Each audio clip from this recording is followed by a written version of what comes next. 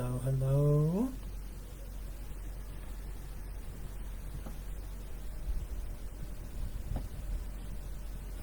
Hi, everybody.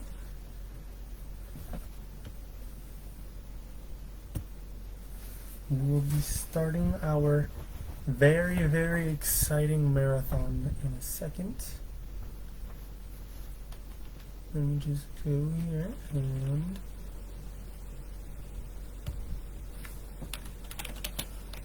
I'm gonna do a poll like I do every what is it called? Every reading.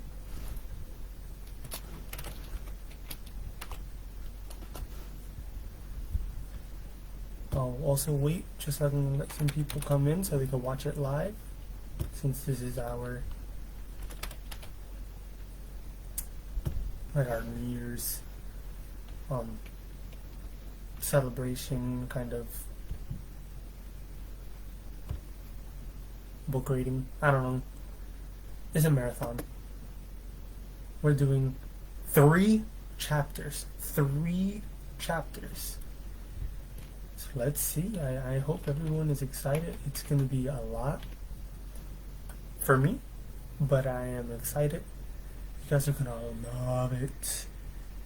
We're doing chapters 5 to 7. So that's 3 chapters. 5, 6, 7. Man, these chapters are so cool. So, sit back, relax, get a bag of popcorn, eat a chili cheese dog, get some ice cream, and get ready, because we're reading Eli, chapter 5, now.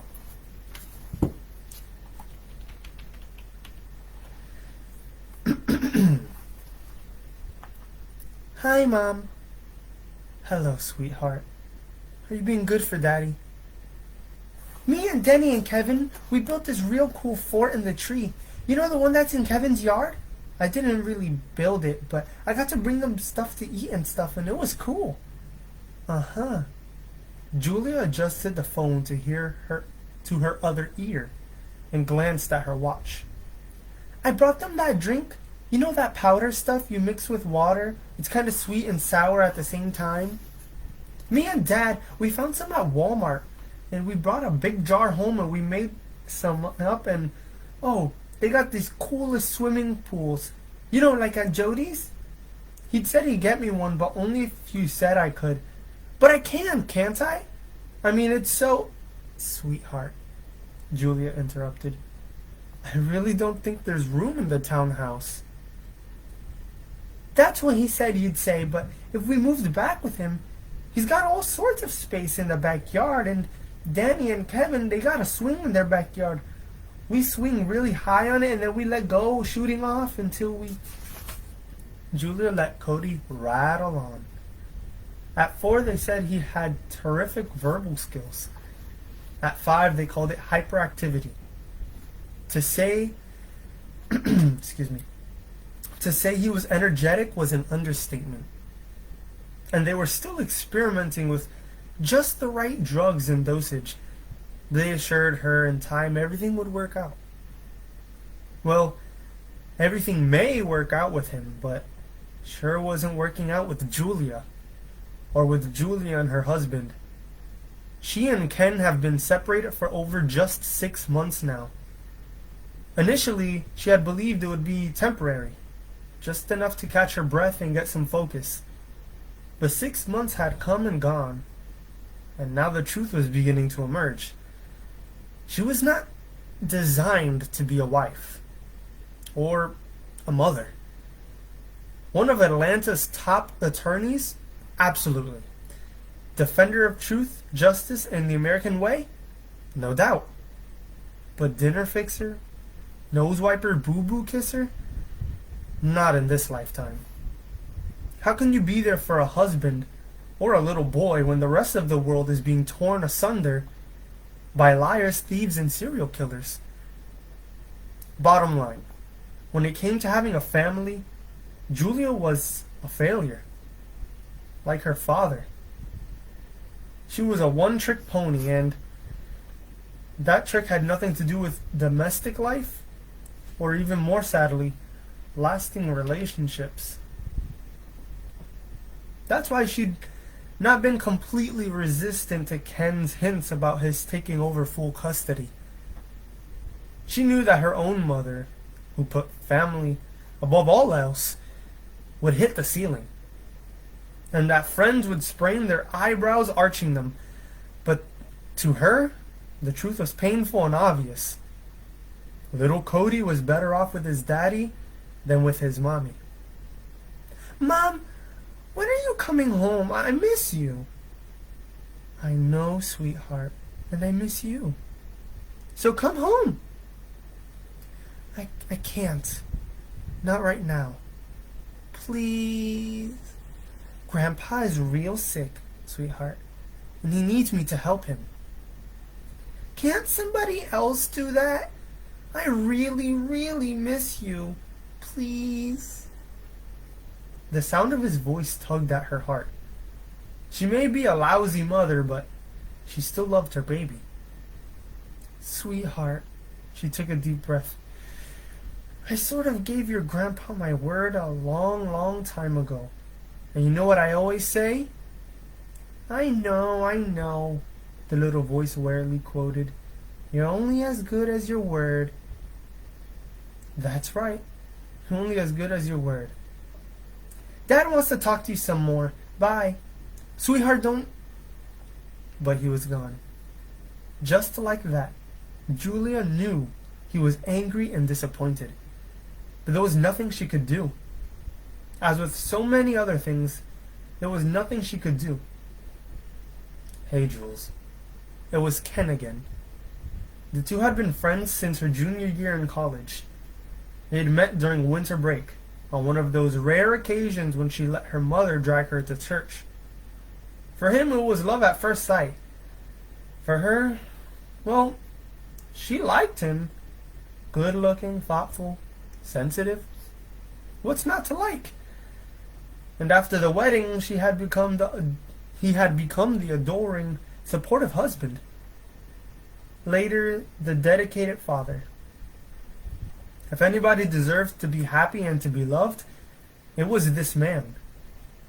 And if she would ever be capable of loving somebody, he would be the one. But slowly, sadly, the truth had become evident.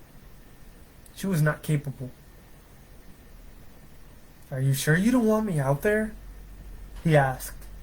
"No, this is something I have to do myself." "I understand." He always understood.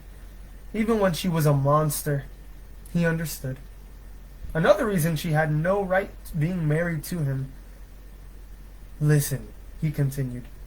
"You don't want to hear this, but you need to know. Suzanne has already bought a ticket and is flying out there tomorrow." "Mom? She's coming out here? Why?" "They were married, Jules." "Yeah, but..." She shifted uncomfortably. "He treated her like dirt." "He treated both of you like dirt, but..." "So what's her purpose in coming out? I don't understand. That's just plain ignorant." "I told her you wouldn't be happy, but sometimes she can be almost as stubborn as you." Almost, Julia thought. Motion in the ICU lounge attracted her attention, and she glanced up from the phone cubicle.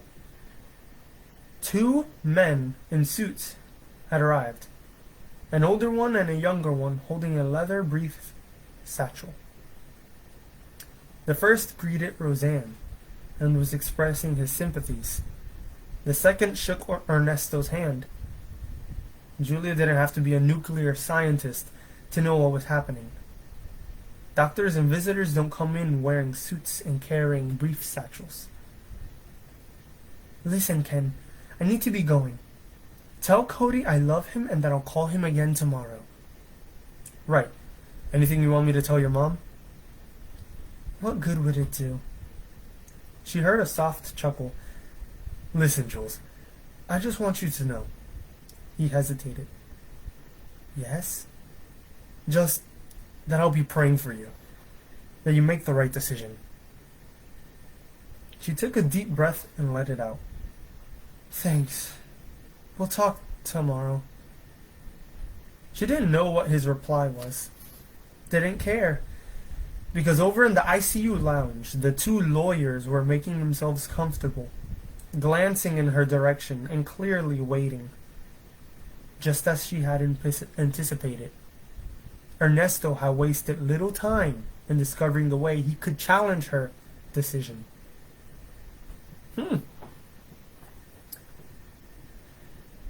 Eli, we're just asking that you play it smart, that's all. Conrad's right, Keith Anderson agreed. You don't have to tell everybody all the truth all the time. Eli looked at them and asked, and by telling half the truth, how is that different from telling half a lie? Conrad and Keith exchanged glances. Neither had an answer. But Eli wasn't finished. Connie, you of all people know of the importance of truth.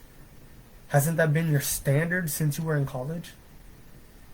Conrad blinked, taken aback at Eli's insight, and at his accusation.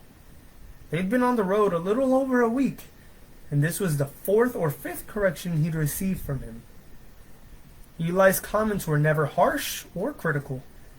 In fact, they were often simple observations, spoken in a gentle tease or with that twinkle of his. Still, they were spoken. As a mature adult, nearly 50, Conrad took Eli's admonitions, that's what it is, a bit harder than the younger ones in the group. After all, he was 20 years Eli's senior, and he already knew a few things about life, thank you very much. And let's not forget the sacrifice he was making in taking a sabbatical from Up Front magazine.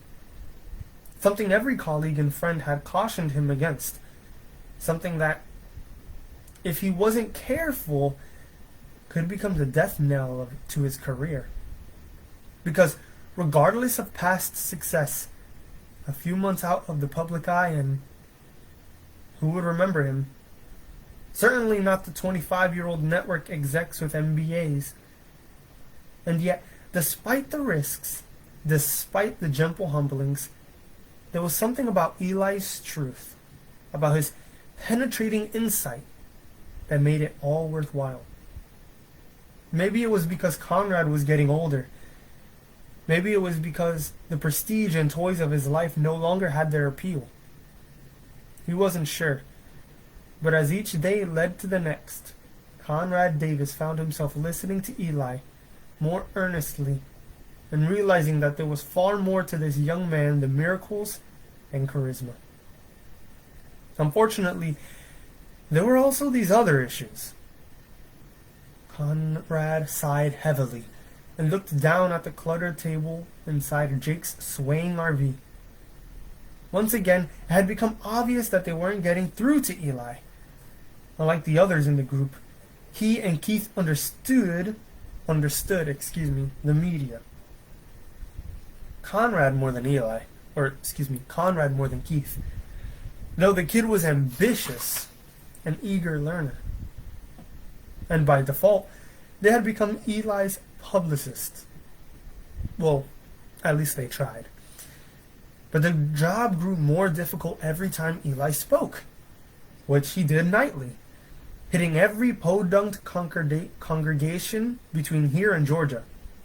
Still, it wasn't the number of speaking engagements that caused the problem.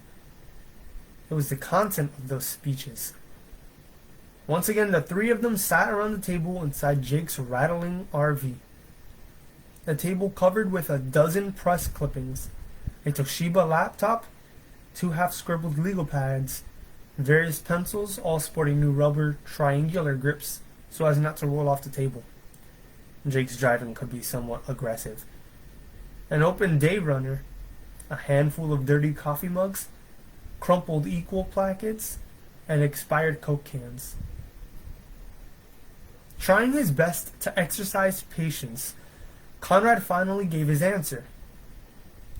You're right, Eli. Nobody believes in telling the truth more than I do.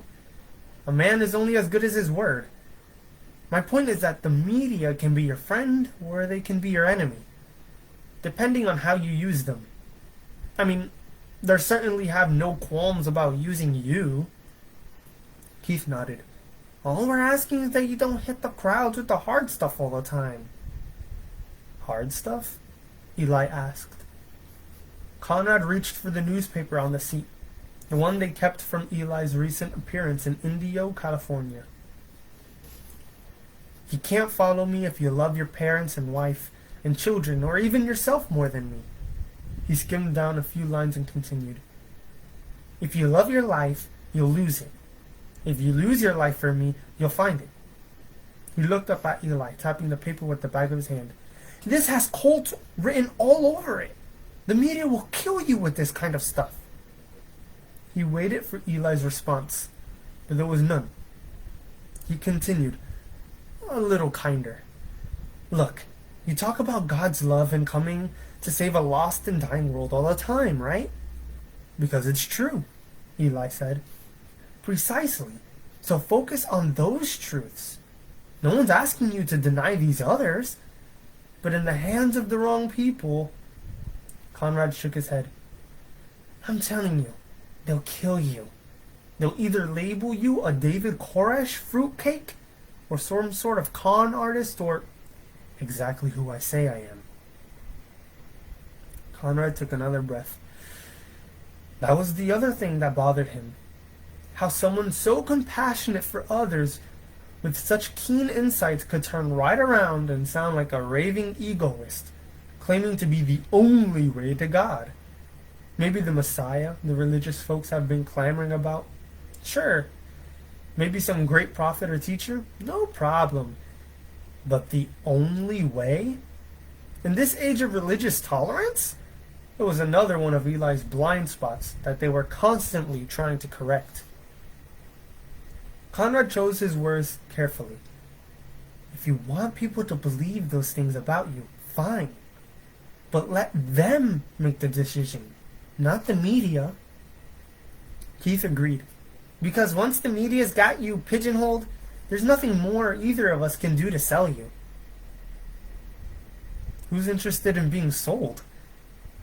Conrad's impatience grew.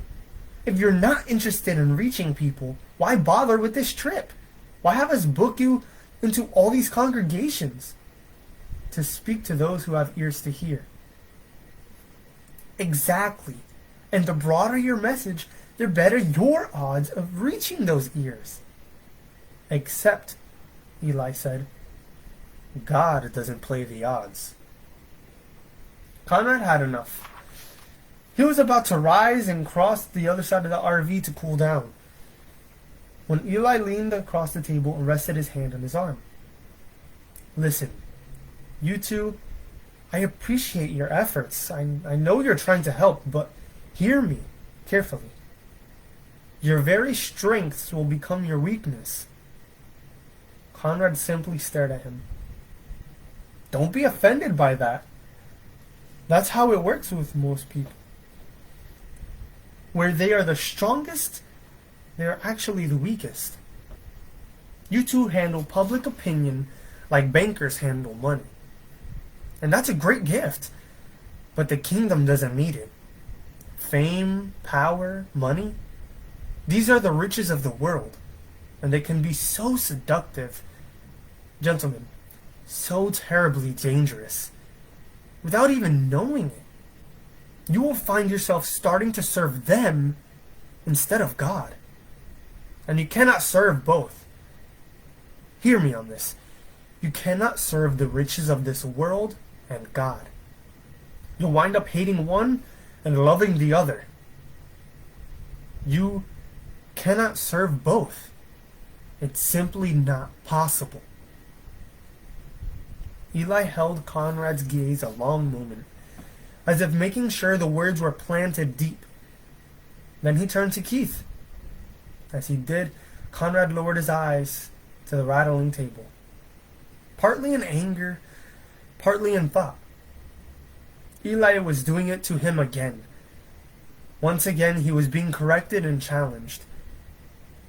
He stared at the yellow legal pad with the notes he jotted down from yesterday's phone calls. It had taken him 3 days and a dozen calls to finally convince the people at the Cathedral of God to consider allowing Eli to speak. Located in Aurora, Colorado, the cathedral was one of the fastest growing fellowships in America. It had an estimated membership of 12,000 and a Sunday morning coast-to-coast TV and radio audience, with the potential to reach over 50 million homes. It had taken hours on the phone to spin Eli's statements to their liking, to insist he was a victim of the press who were taking quotes out of context. The fact that the founder and senior pastor, Reverend Frederick Snyder, was a fierce rival of Dr. Kirsten had made Conrad's work a little easier. After all, it was Dr. Kirsten who had, on national TV, invited Eli to come down and visit his facility in Georgia, opening day. And on the only possible way for Snyder to top that was to bring Eli to his congregation first. It was dueling egos with Eli in the middle. A publicist's dream come true. Eli could talk about God not playing the odds all he wanted, but the 3 days Conrad had spent nudging those odds in Eli's favor certainly hadn't hurt. Not that they would stop booking the smaller congregations, they were Eli's passion. But if they could also schedule some bigger events, so much the better. Events that might include, and this is where Conrad had called in all of his favors and then some, swinging up to Chicago and appearing on Oprah. If Conrad's math was correct, the number of people reached in one appearance on her television show equaled the same as 100,000 appearances in those smaller congregations. Not bad for a single event. An event that Conrad was virtually one, or at the most 2 phone calls away from securing. And Keith's observations were also correct. Since the media hadn't quite figured out how to label Eli, he had to be extremely careful. Some had focused upon his attacks on established religion. Others highlighted his miracles, and some, unfortunately, were zeroing in on his proclamation. Excuse me, I just could not speak right there. On his self-proclamations. Although Dr. Kirsten had gotten into the act there as well. Although his news organization never officially branded Eli a huckster or madman. After all, Eli was gaining a large following, and large followings could mean large voting blocks. Conrad had found a disturbing amount of disinformation being released to other groups through Kirsten's organization. Finally, there was the rising interest of the tabloids. The most outrageous suggested that Eli was the offspring of an extraterrestrial father and an earthling mother. Another wondered if he was the spawn of the devil. And what rumor mill would be complete without suggesting that he might be a direct descendant of Elvis? Stop the van.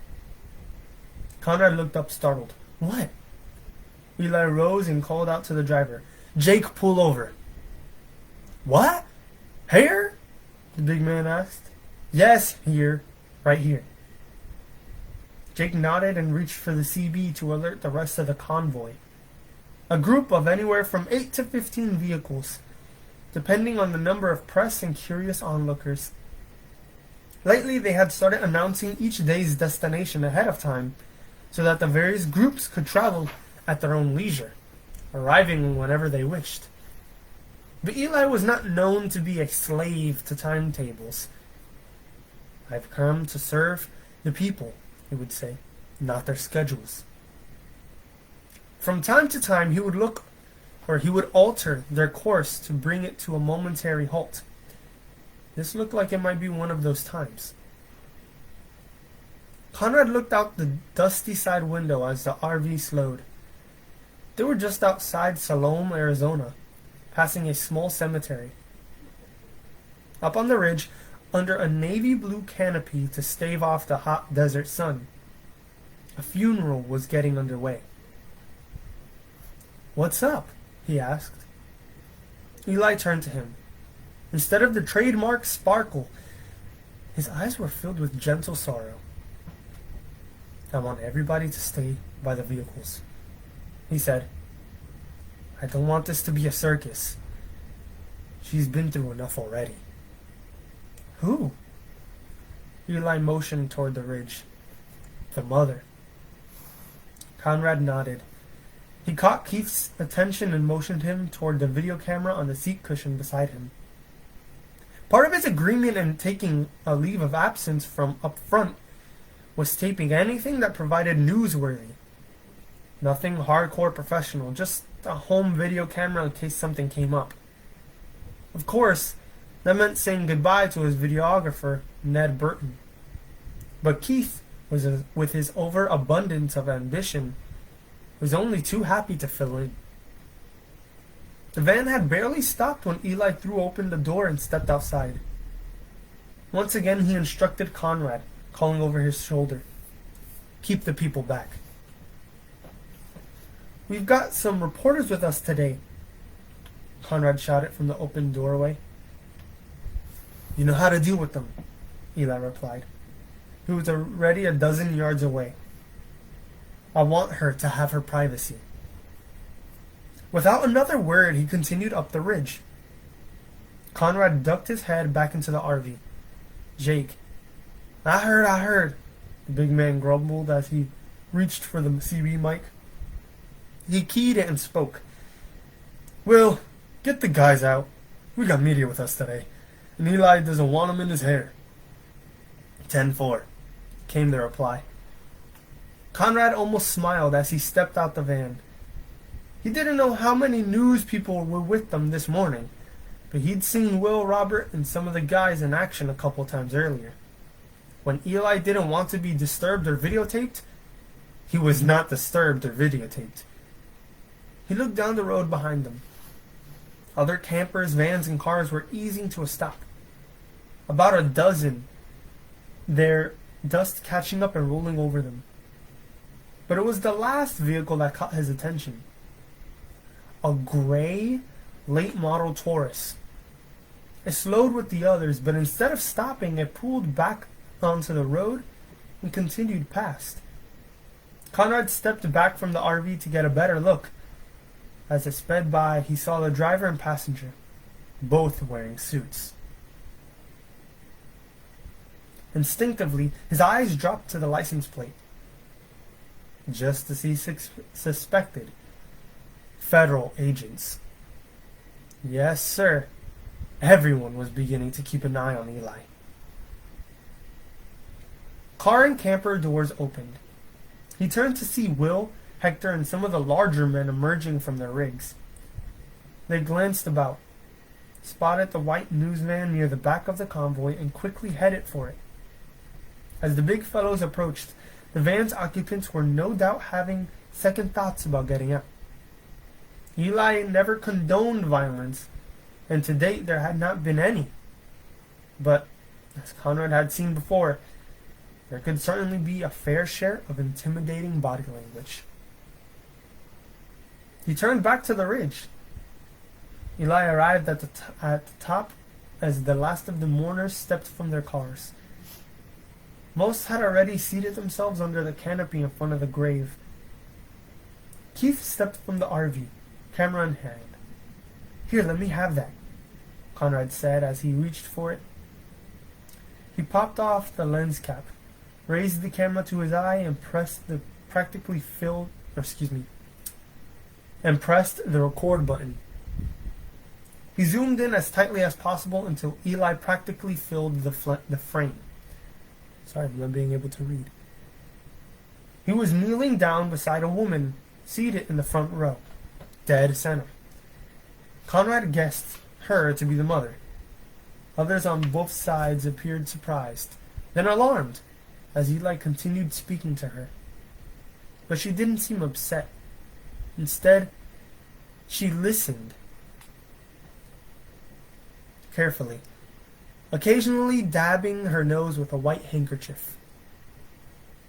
When Eli had finished speaking, he waited patiently for a reply. The woman nodded, almost imperceptibly. He quietly smiled and rose. People on both sides of the mother shook their heads. Sorry about that. Let me mute my phone.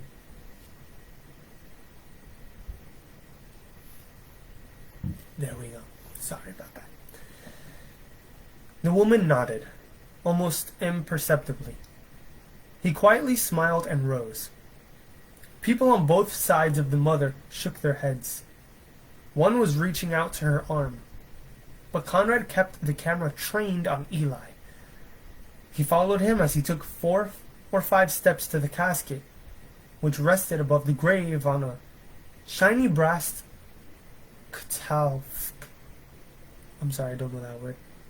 Katalf. I think that's what it is. A short man with a clerical collar moved to intercept him. They spoke a few words, then turned back toward the mother. But Conrad was too tight on Eli to see her response, but it disturbed the cleric enough for him to leave Eli's side and join her.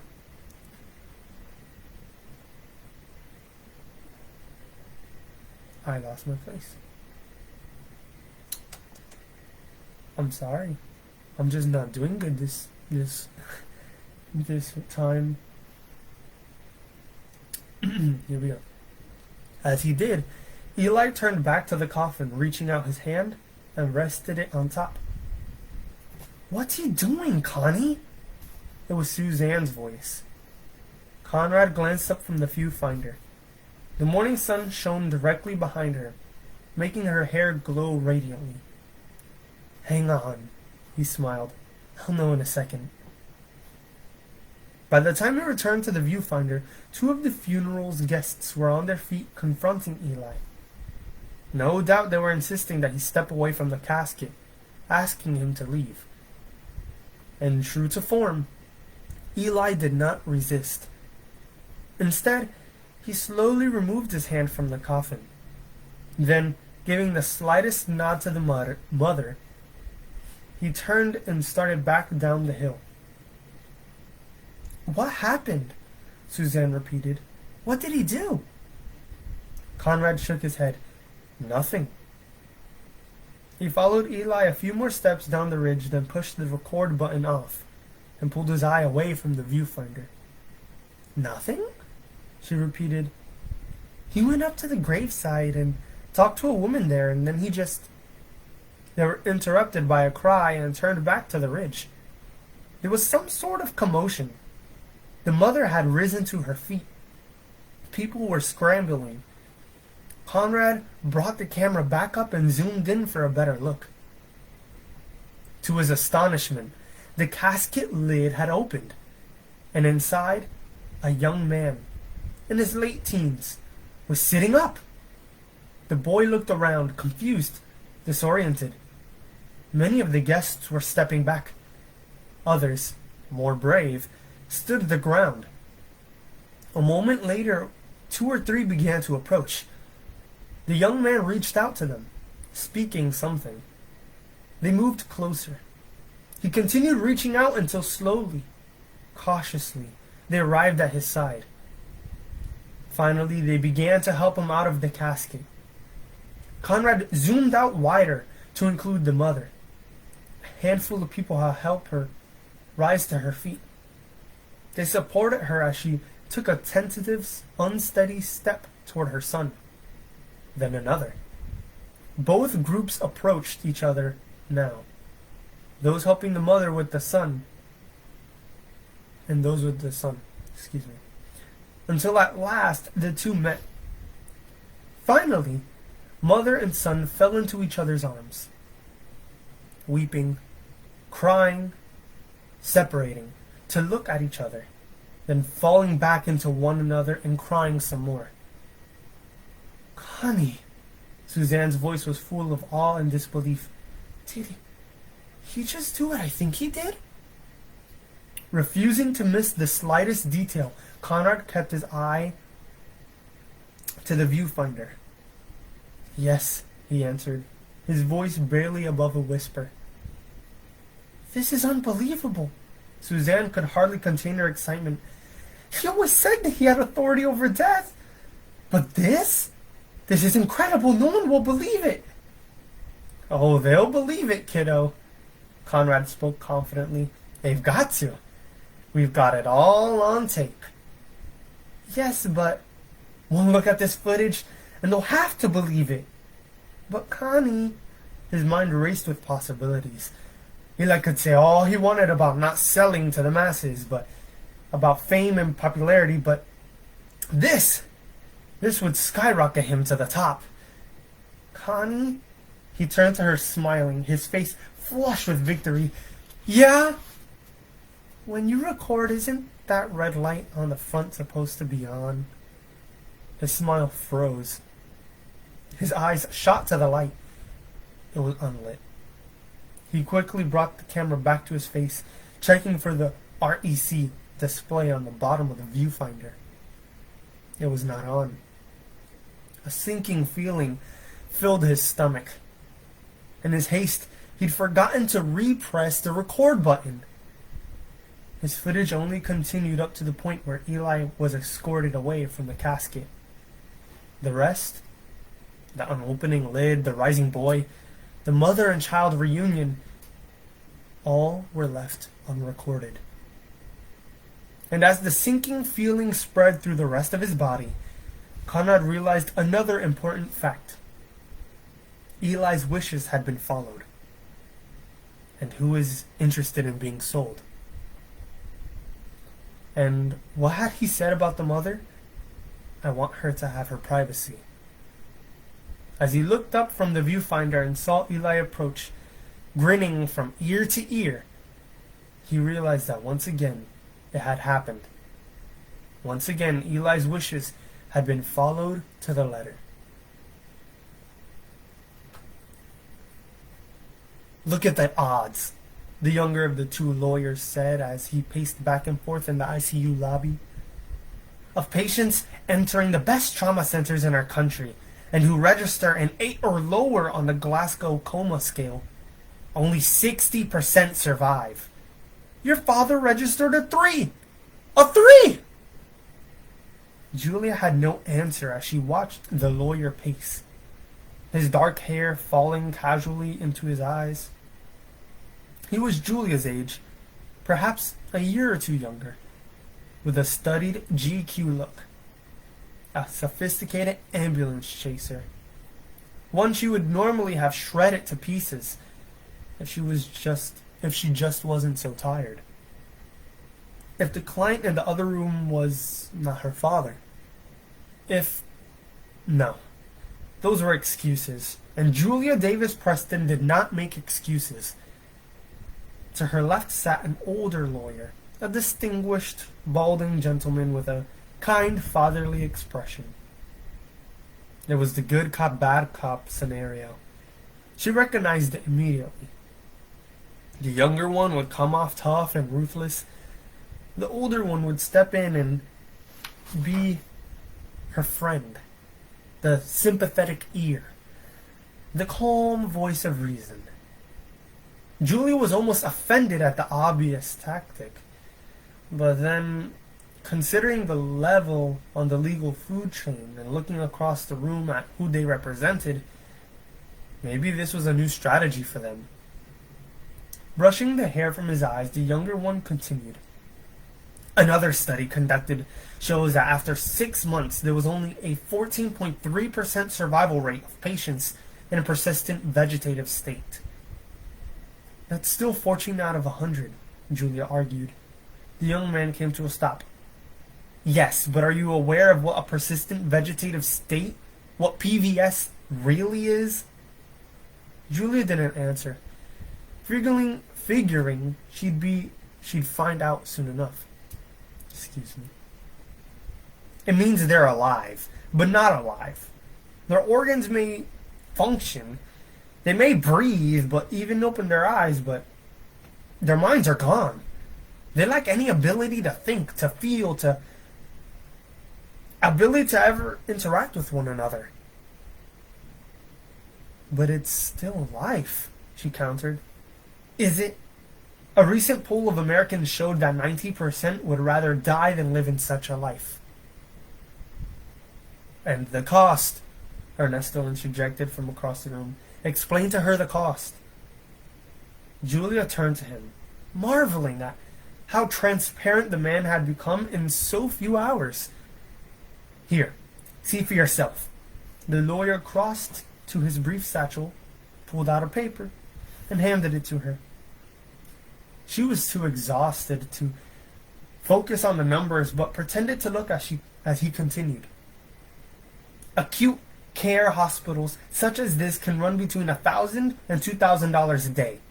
It's not unusual for those suffering severe injuries, such as your father, to remain several months. After that, should he miraculously survive, there comes post-acute care, which, as you can see, runs between $350 and $1,000 a day. And finally, there will come the nursing facilities, unless of course you plan to take care of him yourself. For the brain damaged, it will run between $7,500 and $18,000 per month. I'll save you the math, Miss Preston. Bottom line is it will cost $4.6 million to keep a man who will never be able to think, feel, or communicate. Over $4 million simply to keep the organs of a dead man's body functioning. Norman, the older gentleman admonished. The young lawyer turned on him, his voice impassioned. That's what we're talking about here! With so much brain missing, her father will always be in PVS. Even if he survives, he'll be a vegetable. No more alive than some radish or cucumber or... Norman, please. Even though she'd seen it coming, the blow left Julia weakened. The older gentleman stepped in, right on cue. Listen, Julia. May I call you Julia? He didn't wait for her answer. All these numbers, these statistics, we know they are not your father. Your father was a vital, living human being, a great man. To reduce him to percentages, to dollars and cents, is an insult. That's not how his life should be measured. Julia turned to him, grateful in spite of herself. His life was about living without compromise. The words were soothing, comforting, and, for the most part, true. He was a man of honesty and integrity, who insisted upon exposing falseness in our society. At least that's what I saw on TV. Am I right about this? He had her. There was nothing she could do but nod. Honesty was his life's creed. And now, we have to ask ourselves, is this how he would want to continue? A life that isn't life? Living that really isn't living? Something that is, in essence, masquerading itself as a lie? Wouldn't we be forcing him to live the very falseness that he'd spent a lifetime fighting? He was good. Better than she had anticipated. Already she could feel her eyes burning with moisture. And finally, he let out a sigh. There's the matter of his advance directive.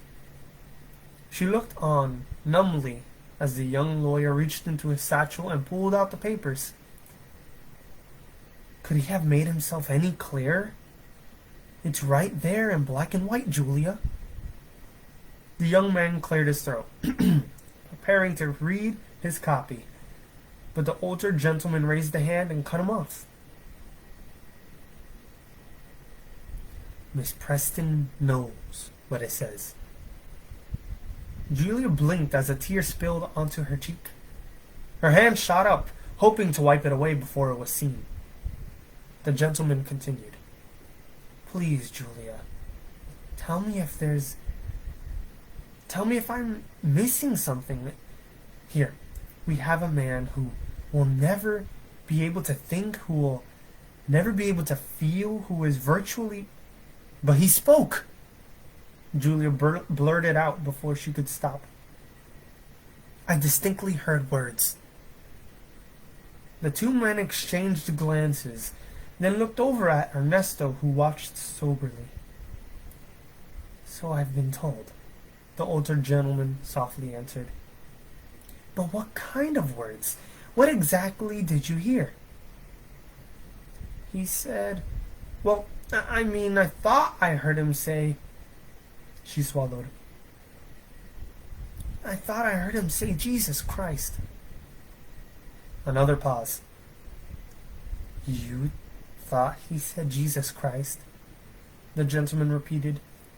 Julia nodded, brushing away another tear. Or something like that. The younger lawyer stepped in, incredulous, with the respirator hose shoved down his throat, with it taped to his mouth. You heard words. Julia tried to hold her ground. It may not have been those exact words, but I heard something. Another moment of silence hung over them.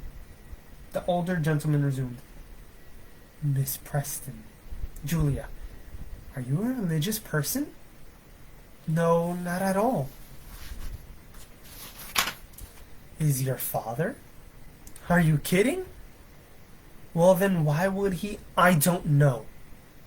Maybe he was swearing. How should I know? But he said something. Ernesto spoke from across the room. The doctor thinks it was just a grunt or a spasm. The young lawyer nodded. Some sort of reflex. Exactly. Julia. It was the older gentleman again. Can you look at me a moment, Julia? Reluctantly, she raised her eyes to meet his.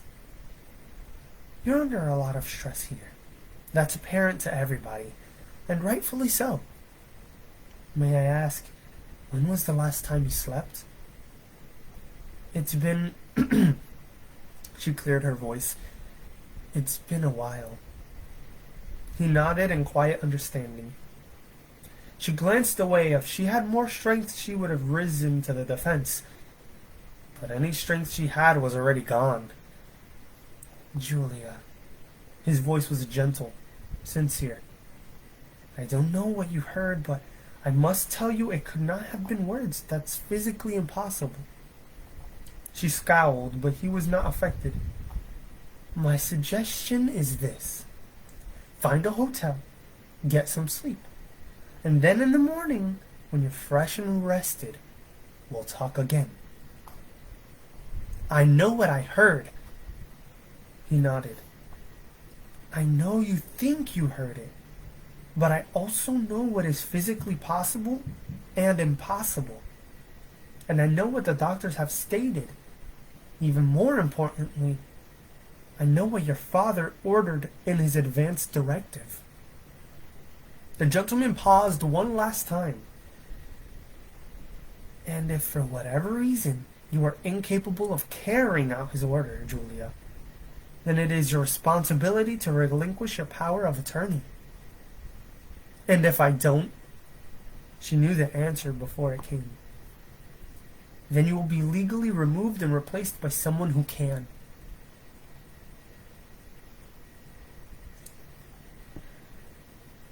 Excuse me, I need to take a break after that one. So what are you all thinking about that so far? Interesting, huh?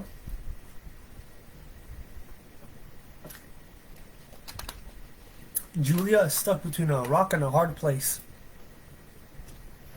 The only way we'll find out what's going to happen is if we keep reading, right? So, let's continue on. Where did all these... excuse me. Where did all these people come from? Christy Burke, the high-strung, somewhat anorexic producer of Cathedral Time, cried. She and Conrad had just entered through one of the side doors of the Cathedral of God, a massive auditorium of honey oak, gleaming chrome, sunlight, and people. Lots and lots of people. I told you to expect a crowd, Conrad chuckled. Yes, but not this, not These. He looked out over the audience, not entirely sure what she meant. The doors to the cathedral had been open less than 25 minutes, and the 5,800-seat auditorium was rapidly filling. He turned back to her and asked, "What do you mean?" "What do I mean? What do I mean?" She waved her hand toward the front rows. "Look at them!" Conrad turned his attention to the front. These were usually the rows that filled up the fastest whenever Eli spoke. It was here that the neediest often sat. The ones who'd lined up for hours waiting for his appearance, hoping for a word, a prophecy, a healing. Conrad shook his head. "I'm sorry, I still don't." "Look at them, right there, and there, and there!" Now he saw it. Scattered among the clean and smartly dressed congregation were pockets of others who were, well, not so clean and smartly dressed. Some sported frayed collars or matted sweaters. Others wore torn and dirty trousers. A handful appeared unshaven. For many, it was obvious that soap and shampoo were not always an attainable luxury. Conrad was not surprised. The caravan had been on the road 15 days now, and lately, the poor and homeless were showing up more and more often, partially because they needed Eli's message of hope more than others, and partially because Eli often sent Suzanne, Maggie, and members of the group ahead as an advance team, specifically to invite them, often using the group's own cars and vans to bus them in. "No," the producer shook her head while motioning to the head usher near the back doors. "This will not do. This will not do at all." "You got a problem with the poor being here?" Conrad asked. "Of course not!" She snapped her fingers discreetly, insisting the usher hurry. "Everyone's welcome here, but not in the front rows. I've got an estimated 50 million potential households who are watching nationwide. It would be unfortunate to give them the impression that these people are the primary attendees of our services." Although Conrad didn't think it was possible, his dislike for the woman increased. Part of that was due to his natural sense of justice, but he also suspected part of it had to do with Eli. Of course, he still had problems with Eli's operating procedures, and it looked like he always would. Yet there was something so true and uncompromising about him. And it didn't stop there, because the more Conrad remained in his presence, the more he found himself changing. It wasn't intentional, but gradually, day after day, he was starting to see things differently. He was starting to act differently. "Well," Conrad glanced at his watch, "the service starts in less than 10 minutes. There's not much you can do now." "We'll see about that," she responded. The head usher finally arrived. He was a bald, intimidating man who could just as easily as pass for a bouncer, were it not for the perma grin attached to his face. "Listen," she ordered. "I need you to move these people in the front here. You see them? I need them to trade places with the regulars. Put them in the back out of the lights." He nodded. "And do it fast. We're on the air in 8 minutes." The usher signaled for 2 other of his colleagues to join him. Immediately, all 3 headed for the front. Without a word, Christy Burke spun on her heels, dashed up the steps, and was out of the sanctuary doors. Conrad followed, catching up to her in the hallway. "Listen," he said, "I don't know if that's such a good idea." "Relax. Our ushers are professionals." They arrived at the elevators as she pressed the up button. "They'll have everyone reseated and plenty of time." The doors opened and they stepped in. "Actually," Conrad answered, "I meant moving the people toward the back like that." She pressed the 3rd floor button and the door slid shut. Eli's kind of partial to the poor. In fact, I think if he had a preference, he'd... Well then, he'll just have to be a good guest and play by our rules, wouldn't he? This elevator had started to rise. My point is... Well, I know what your point is, Mr. Davis. And when your friend has his own ministry to support, especially one this large, then he'll understand the importance of maintaining a sizable and influential donor base. Meaning, success breeds success. People won't support us if they tune in and think they're giving people like your friends in the front row a free ride. The elevator doors opened, and she headed down the hall toward the director's booth, her heels clicking on the expensive tumbled marble tile. Conrad followed and said nothing more. They arrived at the door to the back of the booth and entered. It was an adequate room, located dead center on the third balcony. In some ways, it reminded Conrad of the press club seats at Dodger Stadium. He stayed against the side wall, moving past the director and switching board until he arrived at the tinted glass that looked down upon the auditorium. Okay, we're at 2 minutes. The director spoke into his headset. Conrad turned to survey the equipment. It was a smaller operation than the Charlene Marshall show. A smaller operation than the Charlene Marshall show, but definitely state of the art. They had everything they needed, and then some. The director, a seasoned pro in his 50s, continued, "Let's place the Reverend Snyder and his guest, please." Conrad looked back out the glass as down on the stage, 2 opposite doors opened. Reverend Snyder, a trim, distinguished man with a coal-black hair, was ushered in and seated on the left by one stagehand, while Eli was ushered in and seated on the right by another.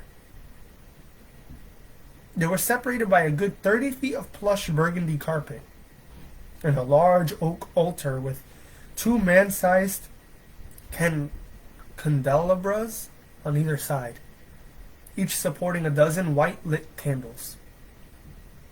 Down below, the team of ushers was just finishing their replacement of people, escorting the poorer ones to the back, bringing the more affluent ones to the front. "How's the Reverend's wireless?" the director asked. "Up and running," the pudgy sound man to his right answered. "And the guests?" "Checked." "Okay, gentlemen, we're on at 1 minute. Stand by pre-roll intro." "Standing by." Conrad was impressed at how clean and professional the operation was run. There seemed little difference between it and any secular broadcast. "Hold it!" The director pointed to one of the monitors before him. "What's he doing?" He spoke into his headset. "Larry, tell our guest he has to be seated. We're about to go on the air." Conrad turned back toward the window. His stomach tightened as he saw Eli had risen to his feet and was walking to the front of the stage. The floor director scrambled. That's a new word. As the floor director scrambled over to intercept him, Conrad watched as they spoke. "What's going on?" Christy Burke's nervous voice demanded from the back of the room. "What is he saying?" The director shouted back into his headset. "What do you mean he's leaving?" Conrad watched numbly as Eli patted the floor director on the shoulder, then started down the steps toward the audience. "Get him back up there!" "We're up in 30!" the director shouted. Once again, the floor director scurried to Eli's side, and once again they spoke. "Larry! Larry!" The director turned to the sound technician and barked. "Open up the guest's mic. I want to hear what they're saying." But the conversation had already finished. Eli had already turned and started up the aisle toward the exit. "What's he doing? Bring him back! Bring him back!" But Eli was not coming back. Instead, he continued moving up the aisle. Where's he going? Eli traveled some 25 paces before he finally came to a stop. Then he began motioning to specific people in the audience. They were directly below Conrad, and he had to press his face against the glass to look down. Now he could see. They were the homeless people, the ones who had been relocated to the back. Eli was motioning for them to stand. He was directing them to come out into the aisle and join him. What is he doing? The director shouted, turning to Conrad. He practically roared, Tell me what's going on! And then, through the audio monitor, Eli's voice was heard, gentle but full of authority. Come with me, he said, as he began ushering the group toward the exit. That's right, there we go, come with me. What's he doing? What's he saying? The sound man increased the volume. Come with me. Let's go someplace where we all belong. That's the end of chapter 5. Not too bad, right?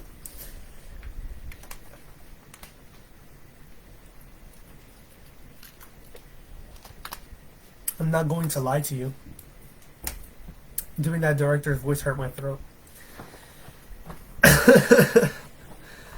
Okay. Give me a couple seconds. Ready for chapter 6? Let's go. Conrad looked up from the laptop and removed his glasses. He rubbed his eyes and surveyed the passing countryside of southeastern Montana. The Big Open, they called it. And for good reason. As far as he could see, there was only grass and wind and sky. At first, the scenery had intimidated him. He was a man who felt far more at home surrounded by buildings and people and frenzied activity. But out here, with the ratio of one person for every 3 square miles, where the only drama was the way the beige earth collided with the sapphire blue sky, and where the only activity was the undulating waves of blowing grass. Well, Conrad was slowly gaining a new perspective. Here he could breathe. Here he could appreciate the grandness of eternity versus the futility of man. He wasn't willing to believe in God yet. At least not as Eli defined him. But he was beginning to believe in something. Then there was the silence. Often when the caravan stopped, he found himself strolling away from the group just to listen to the absolute stillness. And the occasional meadowlark whose sharp melodic song so startled him the first time he heard it, that it literally took his breath away. In a place like this, it was easy for perspectives to shift, for belief to begin. It was even easy to toy with the idea of walking away from the harried world of TV news altogether. From the very thing that had been his life for 25 years.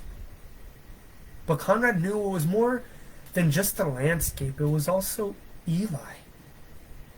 And all his talk about the kingdom of God and its upside-down principles.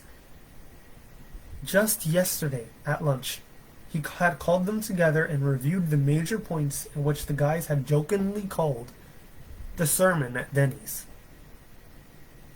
If you want to receive, he had said, then you have to give. Whether it's time, money, mercy, or whatever the case may be, the more you give of anything in life, the more of life you receive. It was a strange paradox, but also a truth that resonated deep inside Conrad's heart. One that he recognized from his own successes and failures. Other points were equally as strange and true. The idea that if you really want to be the ruler of men, then you need to become their servant. Or that in matters of the spirit, the poor were far more rich than the wealthy. Or that you're blessed if people attack you for doing good. Or that if you cling to your life, you will lose it. They were unusual contradictions, their logic entirely backwards from the way the world operated. And yet, they had a logic that rang with such clarity and truth that Conrad frequently found himself making mental notes. Not as a reporter, but as a person. And on more than one late evening or quiet afternoon, he found himself pausing to consider the depth of what he had heard. They'd been on the road just over 3 weeks now. Nearly 2 months had passed since he'd first dropped into Eli's world up in eastern Washington and later in Oregon. 2 months since he'd left his old world of automobile accidents and hospitalization. If there really had been such a world. Memories of the glitch, which is all it really felt like, were rapidly dulling, fading. This was his world now, identical to the old one. Well, it was and it wasn't, because almost daily Eli turned it upside down, just a little bit more. And almost daily, Conrad was amazed he was amazed at how startlingly clear everything looked from this new perspective. But new perspective or not, there were still some facts that could not be ignored. He sighed heavily, replaced his glasses, and turned back to the computer. Once again, Eli had placed himself in jeopardy, and once again, Conrad appeared to be the only one who could bail him out. At the moment, he was composing an email, a press release he planned to send to all of the major news organizations and producers. A preemptive strike that he'd hoped to get out before the press and cameras caught Eli's arrival at the Liberty Compound of America in less than... He glanced at his watch. In less than 3 hours. Because the news crews would all be waiting for this one. CBN, MSNBC, most definitely EBN. Not to mention the local affiliates of the majors. Yes, sir. As many as could be, there would be there. It was too good a story to pass up. You okay? Suzanne asked, scooting on the bench seat beside him. He glanced at her and smiled. He couldn't help it. Even in times like these, her warmth and concern had that effect on him. Their friendship had grown. Over the past weeks, it had become more genuine than at any time he could remember during their marriage. He supposed part of it was because they were the oldest in the group, the designated chaperones in this grown-up field trip. On more than one occasion, they found themselves becoming the voice of reason and putting out petty disputes. You couldn't throw this many people together with this many backgrounds and not expect some turbulence. They were the expected tensions like those between Leon, the black porn producer, and Will, a member of the Aryan Brotherhood. Though there were also a dozen smaller fires to put out on a daily basis. In fact, just this morning there had been a huge blow-up regarding Scott and Brent's mom pressuring Eli into making her boys his right-hand men. But Conrad and Suzanne's friendship was based on more than being peacekeepers. The truth is, they never really stopped liking each other, even during the fights, even during the tears, even during the divorce. Then, of course, there was the other bond they shared, Julia. The fact that she'd not spoken to her father in nearly 5 years meant there was plenty Suzanne could tell him about his daughter. How she was doing with her new job in Atlanta, and how she was adjusting to the separation from Ken. And finally, little Cody, the grandson he had never seen. The list was endless, though bittersweet in that he had to learn it all secondhand. Excuse me. There was, however, one more factor in their friendship, at least for Conrad, and it was stronger than all the others combined. He had fallen for her. Again. And no amount of rationalization or common sense could change that.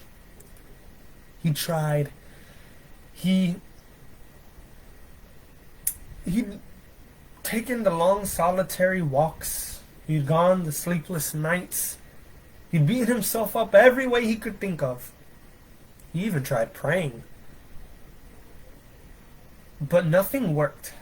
He could not get her out of his head or his heart. It was love, but a different type of love. A love he'd never experienced before. It wasn't the sexually charged, worship me, the conqueror of the world love in his 20s and the 30s. Nor was it the old shoe comfortable love of his 40s. Conquering or habit, nor was this the old shoe comfortable love of his 40s. No, this was different. This had nothing to do with sex or conquering or habit. Instead, it had everything to do with giving.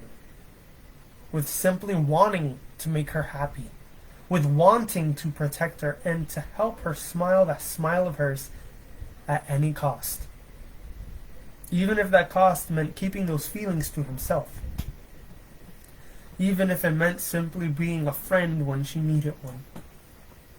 That was the most painful of all.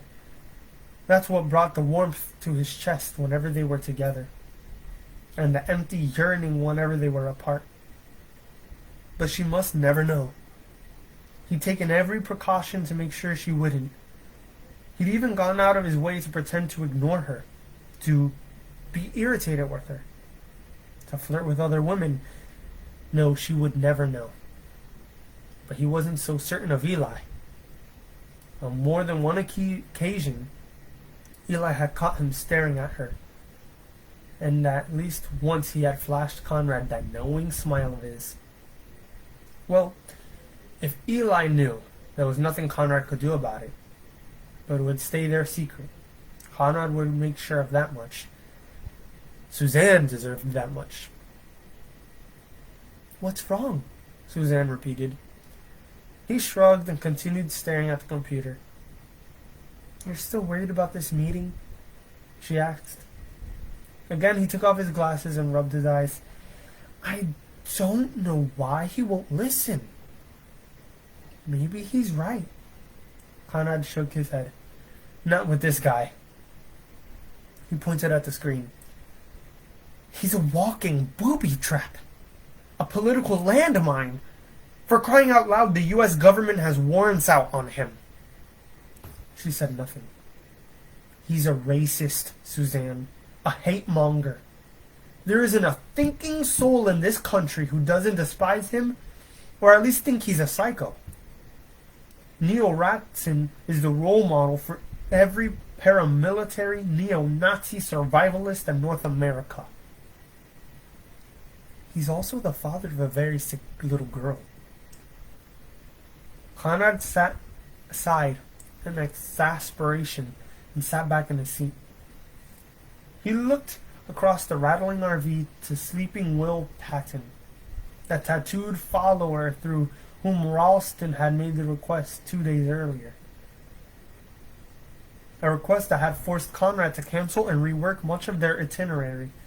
A request that, if fulfilled, would bring them directly to the headquarters of Liberty America, the largest and most outspoken separatist cult in America. The largest and most outspoken separatist cult in the United States, Located just 40 miles east of Ashland and nestled within 340-acre valley.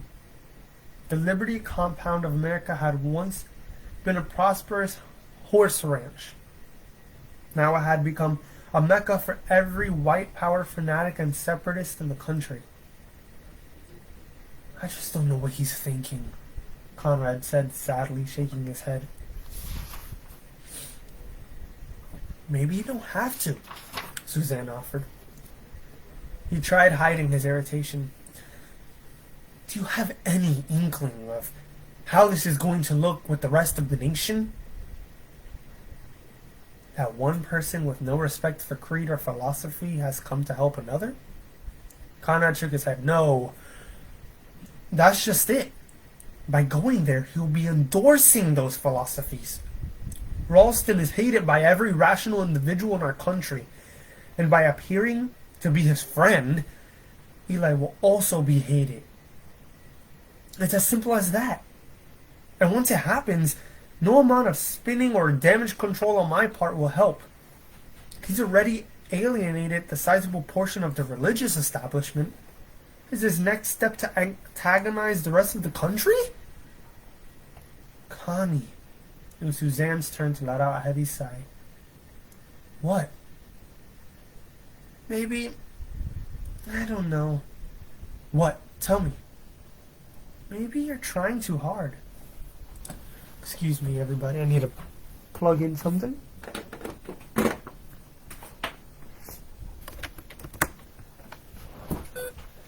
Oh my Lord, have mercy. Oh my gosh. You all are extremely lucky that I glanced up, because my computer was about to shut off. It was about to shut off. Okay, back to the story. Maybe, I don't know. What? Tell me. Maybe you're trying too hard. Meaning, maybe you should just let go. Maybe instead of all this spinning and damage control, maybe you should just let him be who he is. But they'll kill him. They'll eat him alive. Suzanne looked at him a long moment, and then ever so slowly she began to nod. Maybe you're right. Maybe they will. Daddy! 5-year-old Julia cried. Daddy! Daddy, I'm scared. She reached out to the wall, groping her way through the darkness. She could smell the magnolias again. Out in the yard, up ahead in the shadows, loomed the immense walnut door to her father's study. Daddy! There were the muffled voices and then the laughter. She continued forward, running her hand along the cold paneled wall. Please. She could barely see the door through the darkness, much less through her tears. There was more laughter, louder. Her heart pounded. Her chest heaved in frightened sobs. But she would not let them escape. A moment later, she was standing in front of the door, feeling its presence more than seeing it. She took her hand from the paneled wall and with trembling fingers reached toward the brass knob. It felt cold, like ice. She began turning it until there was a loud click. It had unlatched. Daddy! Her voice was a breathless whisper. There was no answer. Cautiously, she pushed the heavy door, afraid of what she would see, knowing from past dreams what waited inside. The end of a towering bookshelf came into view.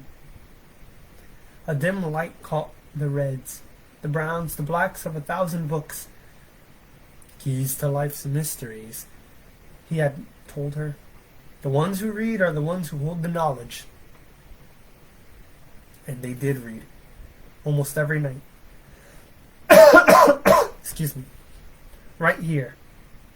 He in his big leather chair. She on the floor beside him or up on his lap. This was their room, their sanctuary.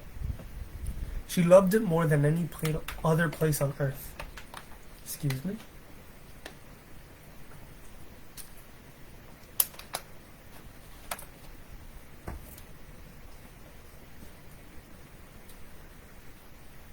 On the floor, a stack of magazines came into view. Then another. Then a pile of newspapers. They had been there in one form or another for as long as she could remember. The door continued to open. Now the window came into view.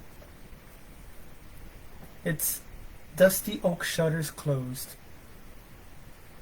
On the shelf below sat his trophies, sparkling dully in the incandescent light. He always won trophies. She was proud of his trophies, and she often played with them on the floor, using them as dollies, having them talk to one another. The laughter was louder, the words discernible. The edge of the desk came into view. More stacks of papers, piles of books, then his typewriter, whose rhythmic clicking would echo down the hall, lulling her to sleep at night. Daddy. And finally, just past the desk was. Julia forced herself awake. Her heart was racing and she was breathing hard as she glanced around the ICU, trying to get her bearings. Why she was still there, this late in the afternoon, was beyond her. She had an important decision to make. A decision that should be made only after she'd gotten some much-needed rest and could think more clearly. Maybe she was staying there out of some misguided duty or obligation. Maybe it was in hopes that she'd hear him speak again. She didn't know. All she knew was that she didn't want to be there. Not for 1 second. Yet. Wow, I lost it. Okay. And yet she remained. So, for whatever reason, Julia continued to sit in the tiny ICU cubicle, staring at her father's near lifeless form.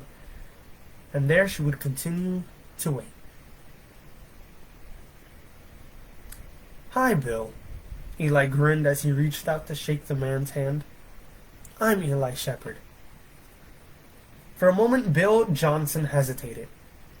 He stroked his large handlebar mustache. Staring at the outstretched hand, he wore black army boots, olive green khakis, and a Winchester 30 to complete, with scope slung over his shoulder. Eli continued to grin and to continue to hold out his hand until the man reluctantly reached out and shook it. His two escorts were dressed similarly and armed with Colt 45 automatic handguns in their hip holsters. Both looked the other way, pretending to eye the press who were stationed just outside the compound's gate, some 50 yards beyond. You're not really thrilled that I'm here, are you? Eli asked. This is Ralston's show, not mine, Johnson replied. I've been against it from the start. Because? You're a Jew, ain't you? Yes, I am, Bill. Born and raised. And these are my friends. Eli turned to the three companions he'd asked to accompany him. Excuse me, sorry. The three who had walked from the RV, past the mob of reporters, and through the gates of the compound to meet at Bill Johnson's Jeep. This is Leon Brewster, Eli said. He used to be a porn producer. Now he's part of the team. Although neither Leon nor Johnson bothered to remove their sunglasses, the icy glare between them was impossible to miss. Eli turned to his left, motioning to his second companion. And this is Trevor Walters. He used to sell his body on Hollywood Boulevard. Johnson notably stiffened, and it was a stroke of wisdom that Trevor didn't bother extending his hand. And finally, Eli reached over and rested a palm on Conrad's shoulder. Conrad Davis. Maybe you've seen his work on TV. He's a member of the liberal media. If Johnson's look had been icy before, it was downright murderous now. I'm sorry, I need to take a drink and clear my throat.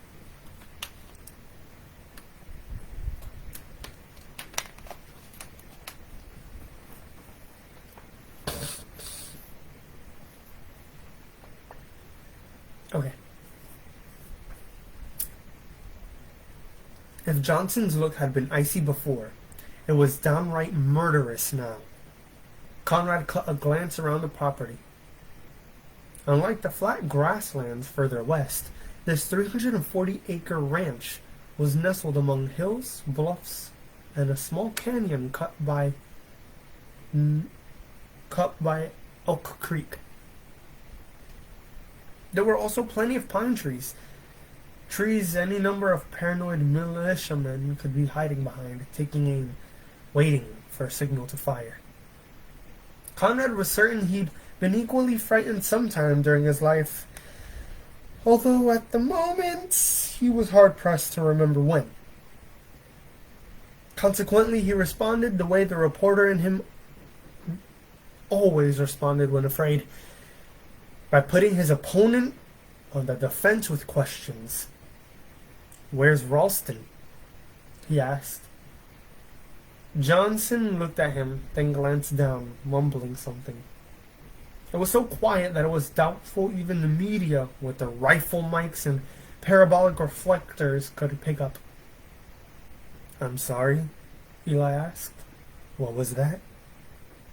Johnson looked up, holding Eli's gaze. "He didn't want to embarrass you by coming out. Said it would be a media circus, that you were already jeopardizing your reputation by doing this much." Sorry, I forgot to do his voice. Conrad glanced over his shoulder at the cameras and reporters recording every second, most in telephoto close-up. Ralston might be a gun-toting fanatic, but he had more media sense than Eli. Leon, who Conrad suspected had more bravado than brains, confirmed that suspicion by asking, "So, you're telling me we come all this way out here, and your boss, he isn't even gonna meet us?" Refusing to look at Leon, Johnson spoke to Eli. "He said it would be best for you, and he didn't come out if y'all didn't come in." Eli nodded, then asked, "What does he want me to do for him, Bill?"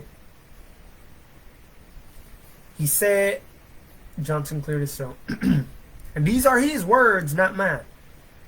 He said, if you just give the order, his daughter will be healed." Eli looked on, saying nothing. Johnson shifted uneasily, then continued. "He said he understands authority. When he gives a command, he knows it will be obeyed. He says it's the same with you. Now all you have to do is give the order, and it'll be done." Conrad was both surprised and relieved. Maybe this public relations nightmare would end before it went any further. Maybe they wouldn't even meet Neil Ralston. If Eli could simply heal long distance, and Conrad suspected he could, then maybe there was a way to seal this rupture of immense political incorrectness before they drowned in negative opinion. At least, that's what he hoped, until he looked over and saw Eli. Once again, he was smiling. Only, it wasn't Eli's usual smile of enjoying another's company. This was a smile of amazement and wonder. Without another word, he turned to the crowd of reporters and behind him and called out, "This is incredible!" He raised his hand and pointed down the dirt road toward the canyon where Ralston's headquarters were hidden. "I tell you this, in all of America, I have not run into a man of such great faith." Cameras clicked, videotapes whirred, and Conrad lowered his head in despair. Any hope of repairing the blunder had instantly vanished. If there had been any way for Eli to make the situation worse, he had just found it. The image of him pointing down the road, proclaiming Ralston's great faith, well, there wasn't a newspaper in the country that could resist printing it. Not a television news show that wouldn't broadcast the soundbite.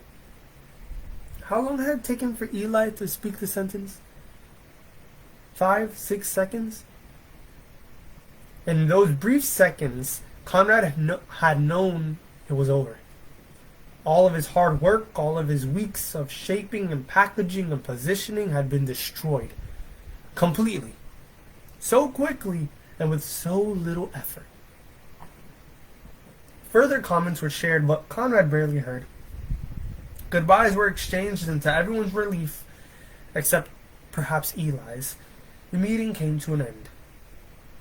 The four of them turned and headed back towards the Jeep to the RV, as Johnson and his men climbed back into the Jeep. Of course, the press were already swarming outside the gate, repositioning themselves for the onslaught of questions they would fire at Eli, for the accusations and conclusions they would imply. Conrad scanned the crowd for familiar faces and caught a glimpse of McFarland and his crew from EBN. No surprise there. This would be a child's play for them. The last word to discredit Eli and the final nail in his coffin. Conrad glanced up the road and spotted the gray Taurus, the one with government plates. Not only would the press eat them alive, but Eli's words of praise for Ralston wouldn't exactly endear them to the U.S. government either. 6 seconds, and it was all over. One simple sentence. That's all it took. They exited through the gate and entered the swarm of reporters. There was nothing Conrad could do to stop them now. The feeding frenzy had begun. Eli, how long have you been racist and does that? Are you going to use your gifts to defend Ralston? Should federal troops decide to? Are you renouncing your Jewish heritage? And Conrad glanced to Jake's RV. It was only 10 feet away, but 10 feet with this crowd was as good as a mile. How long have you and Ralston been? Does this confirm your hatred of the American government? And yet Eli seemed virtually unfazed, even stopping to ask one reporter about his ailing wife. Then suddenly, over the noise and commotion, Johnson's voice cut through. Eli! Eli! The crowd quieted and Eli turned. Johnson stood in the Jeep holding out his cell phone. It's Ralston! The reporters grew silent. Now there was only the sound of wind through the grass and trees. He says his daughter is well. She says she's up and walking around as good as... He cupped his hands and shouted to make certain he was heard. He says she's as good as new. Eli smiled, and during the momentary surprise of the crowd, he turned and disappeared into the RV. Wow, pretty cool. All I'm saying is that it's time to start fighting fire with fire. Connie, I can appreciate your frustration, but... No! You cannot appreciate it. You cannot appreciate it because you don't understand it. You don't know a thing about how corporations are run in this world. The dozen men standing inside Eli's cramped room at the Holiday Inn grew very quiet. To Conrad's recollection, this was the first time anybody in the group had openly challenged Eli. But it was time. Yes, his message was revolutionary, his truths penetrating. But for his own good, for the good of the group, it was time to make him see. Suzanne was out in Jake's RV tidying it up. Although she and Maggie traveled and slept in their own vehicle, she also spent several hours a week in the RV. And after 4 weeks on the road and during the men's version of cleanliness, she had said that it was time to reintroduce them to the concept of health and hygiene. Other members outside the inner circle were doing the same with their own cars, RVs and campers. Some had rented rooms hoping for a couple good nights of rest before heading back out onto the road. For most, it was a welcome time of rest and relaxation. For Conrad, it was time to refocus, to evaluate, and to insist that Eli may take some serious mid-course corrections. Look. Conrad reached over to the stack of papers on the dimly lit counter behind him. He read the headlines of each while dropping them one by one onto the table in front of Eli. Cult leader embraces racism. Miracle worker opposes religion. Is this a traveling Jonestown? Conrad pointed to the pile. And these are the reputable papers. You don't want to even know what the tabloids are saying. Eli looked up at him and answered quietly.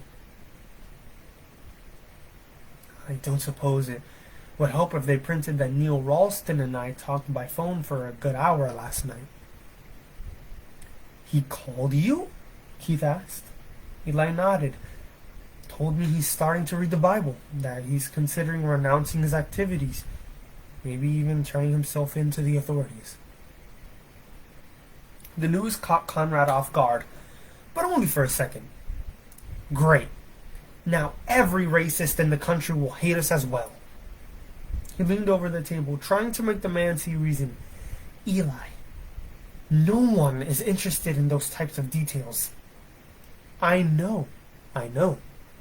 Eli smiled, making it clear he heard the lecture before. All they're interested in is selling papers. Conrad shook his head. Not anymore. You've made too many enemies. Now they're looking for ways to stop you. Or destroy you, Keith added. Oh, that's rich, Leon scoffed. The man, he's healing souls everywhere we go, and they're trying to destroy him. It has nothing to do with souls, Conrad said. It's about attacking spheres of power and influence. You can't strike out all at these guys without being struck back in return. Eli raised his deep dark eyes to Conrad's. I'm only speaking the truth, Connie. Once again, the honest simplicity caught Conrad off balance. It took a moment to find his anger and tap back into it. We've been over that before. There's nothing wrong with telling the truth. He reached for a file folder on the counter. There is, however, a problem with attacking someone's ministry. He opened the folder to reveal 3 legal complaints, or being sued for defamation of character.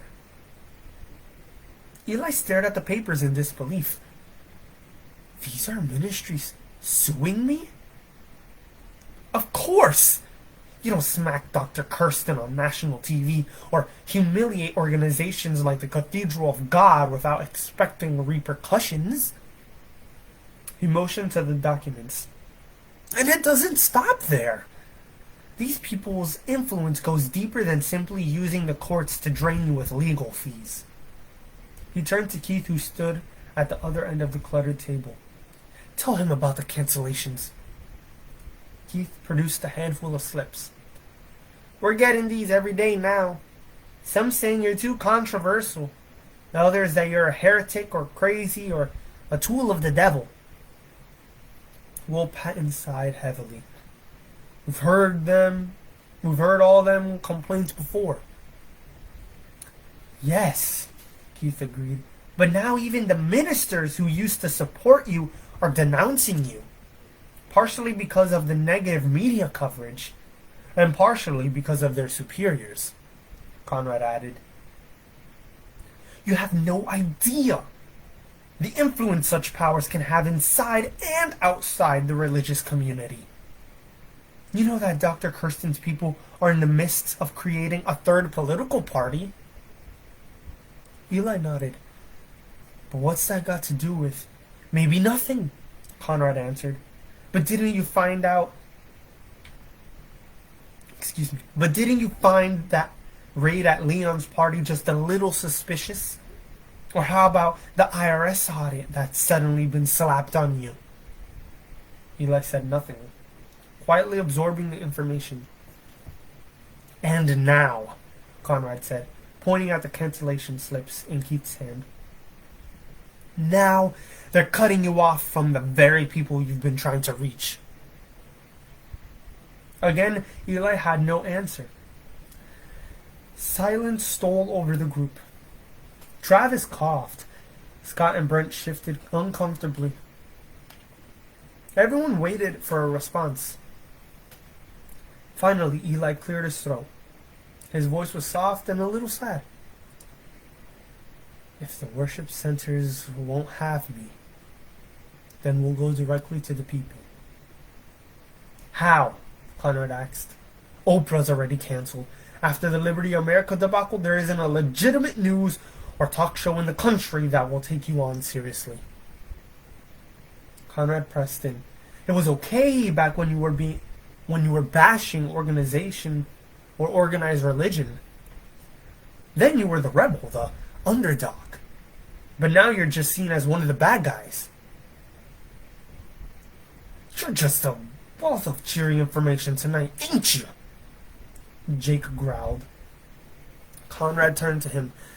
I'm simply giving you the understanding of the truth. Then let's take the real truth out to the streets, Jake said. Or to the parks, or wherever the people will listen. He turned to the other men of the group. No way are we going to be stopped by a bunch of religious bigwigs, or... He turned back to Conrad. The media. Many of the group nodded. That's exactly my point, Conrad argued. That's what I'm saying. Instead of taking these attacks lying down, let's stand up and fight back. That's what you've been saying? Jake asked. Yes, Conrad said, doing his best to hide his frustration. That's exactly what I've been saying. Well, why didn't you say so? Others in the group nodded. Sounds good to me, Will said. Me too, Leon added. But how? Conrad explained. The bigwigs sue us. We turn right around and countersue them. They attack us with slander and libel, then we fight fire with fire. We dig up dirt on them, and believe me, there's plenty.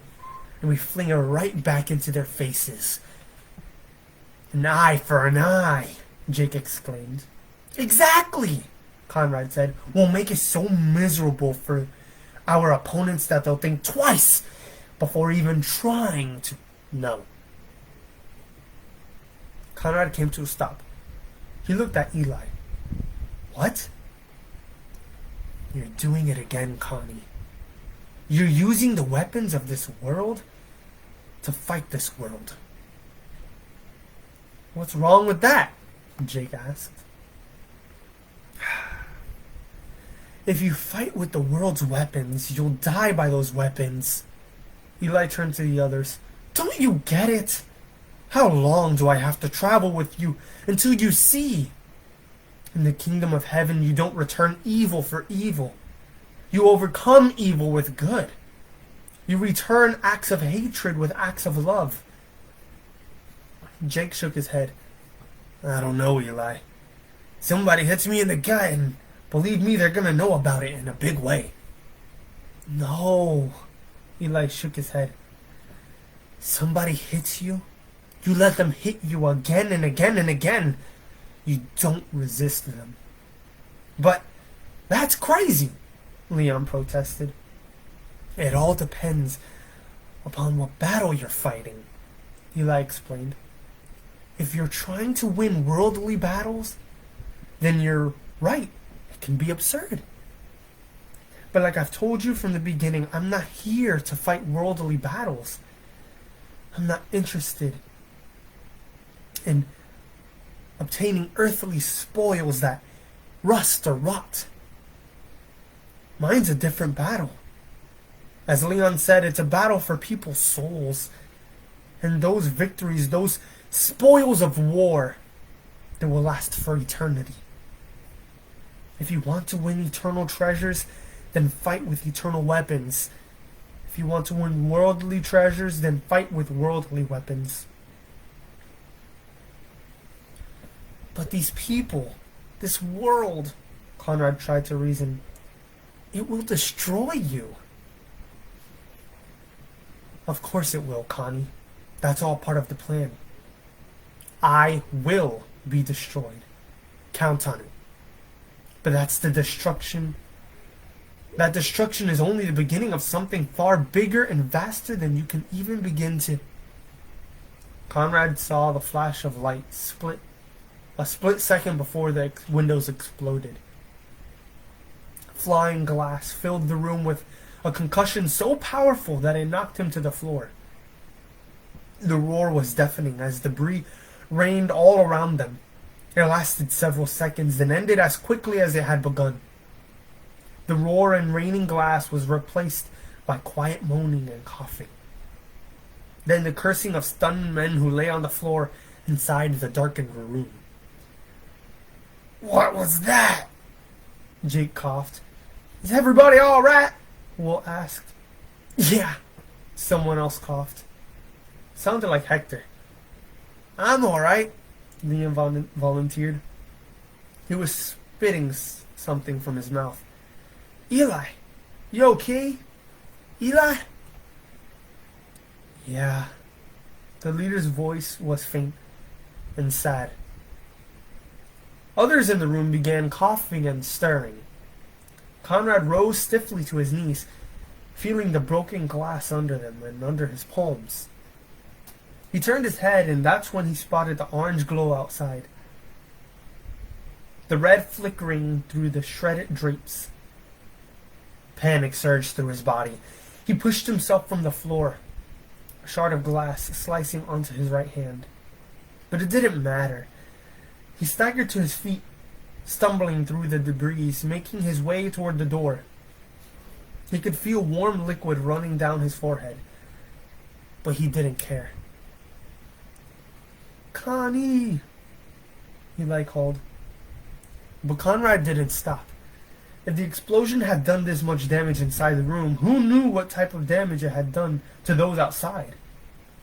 He threw open the door and stopped breathing. Out in the parking lot, the center of Jake's RV had been ripped open. A huge gash started from the bottom and yawned all the way up through the roof as flames leaped and rolled in twisted metal. "Suzanne!" He sprinted toward it. Familiar faces passed, Maggie, men, other women, some wide-eyed with fear, some others stained with smoke and tears. Will shouted from the motel's door, but Conrad paid no attention. Suzanne had been in that RV. 20 minutes before the meeting, he'd seen her working inside. "Suzanne!" He felt the heat before he arrived. Flames and black smoke boiled from the opening. It was impossible to enter from this side. Shielding his face from the heat with his arm, he raced around the RV to the back door. He grabbed the door's handle. The metal blistered his flesh, but he continued to pull and twist until it finally gave way and flew open. Heat blasted out, burning his eyes, forcing them to close. But he shoved his head inside and shouted, "Suzanne! Suddenly his throat constricted. His lungs felt as if they were on fire, but he still managed to choke out the name. "Suzanne!" He began to cough. The smoke was too thick, the heat too intense. He pulled back a few steps to catch his breath, breathing in the cooler air, feeling it against his raw throat. The thought came to mind. He ripped open his shirt, buttons flying. He peeled it off and covered his mouth. The heat burned against his chest and his arms, but now at least he could breathe. "Connie! Conrad!" He turned to see Jake lumbering toward him. "Suzanne's in there!" Conrad shouted. "I've got to get her!" "No!" Jake bellowed. Ignoring him, Conrad took a deep breath, turned, and headed up the steps into the inferno. "Connie, don't! His voice was lost in Conrad's pain. Conrad's skin screamed with such anguish that he expected it to ignite.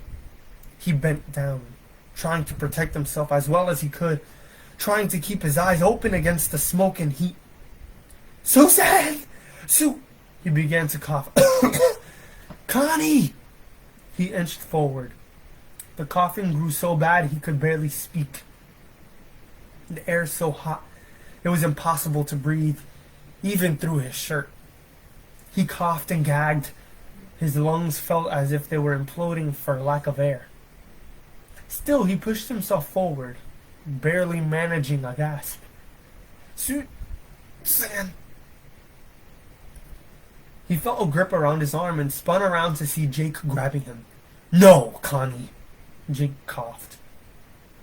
Conrad twisted. Let go. He continued gagging, feeling the heat and smoke sear his lungs. But the big man did not let go. Instead, he began to pull. Conrad fought like a crazy person. Suzanne was in there. Didn't he understand? Suzanne! Jake grabbed Conrad's other arm. No! He coughed. No! Then he physically began to drag him out. Let go! Conrad squirmed and choked and fought. But Jake continued, half pulling, half stumbling as he dragged Conrad to the door. With one last tug, they both tumbled out, falling down the metal steps and hitting the asphalt below. But Conrad was not finished. With a final burst of adrenaline, he staggered to his feet. No! Jake reached up and caught his waist. Then, pulling himself up, he grabbed Conrad by both shoulders and spun him around. Stop it! He shouted into his face. He shook Conrad like a rag doll, trying to make him understand. It's no use! Stop it now! Tears streamed down Conrad's face. Suzanne! Stop it! Stop! Connie? They both froze. It was her voice. Connie! He spun around. She was running to him, not from the burning RV, but from the motel lobby. Suzanne! He broke from Jake's grip and raced toward her. They fell into each other's arms, and he held her with all of his might. I thought you were... He couldn't say the words. I thought I know, she whispered fiercely. I know. I couldn't lose you. His face was wet with tears. Not again, not... He could no longer speak. He could only hold her. I'm here, she whispered. I'm right here. They pulled apart, and he kissed the top of her head again and again before drawing her back into an embrace. And that's when he saw it. The gray Taurus driving slowly up the road. The occupants calmly surveying the damage. Only this time there was a third passenger. He sat in the back smoking a cigarette. And as he inhaled, the glowing embers revealed a large handlebar mustache, exactly like Bill Johnson's. Conrad, are you alright? He turned to see Eli quickly approaching with the others. Are you okay? Rage surfaced. It boiled up inside Conrad. White hot, he released Suzanne and turned on him. No! He shouted. I'm not alright! None of us are alright! Eli said nothing. Don't you see what's happening? Don't you get it? He wiped his face with his shirt. We could have all been in that RV! We could all be dead! Connie, Suzanne cautioned, but Conrad barely heard. He took a menacing step toward Eli. This is not a game! People in very high places are playing for keeps! Do you hear me? And continued to shout. We've got more enemies than we can count! Do you hear me? Do you hear me? Eli answered with a quiet nod. I know. No, you don't! You don't understand a thing! You're endangering our lives, all of ours! He turned to the others. This isn't what we signed up for! This isn't what we wanted! Again, Eli nodded. I know. But I never lied to you. Connie, I never promised you this would be easy. Easy. Conrad breathed heavily, wiping more sweat and blood from his face. Easy! Somebody just tried to kill you! I know. You know? That's all you gotta say, you know? Eli's face filled with compassion. Connie, if you want to leave, you can. I'll completely understand. Conrad snorted in frustration. And my love for you will not diminish. Whatever you choose, I still count it a privilege for us to have spent these weeks together. Conrad felt his throat tighten. His eyes fill with moisture. Why? He wasn't sure. Eli turned to the rest of the group and spoke with the same earnest compassion. That goes for all of you. If you choose to leave, I'll understand. I mean that. Whatever you choose, I will understand. An uneasy silence followed. Some of the group glanced at each other. Many looked at the ground. But no one ventured a word. The tears continued filling Conrad's eyes until they spilled onto his cheeks. Tears of anger. Tears of confusion. And tears of love. He knew that now. He knew it. And there was nothing he could do about it. Finally, raising his eyes to Eli, his voice still quivering in rage, he croaked, "Where would we go?"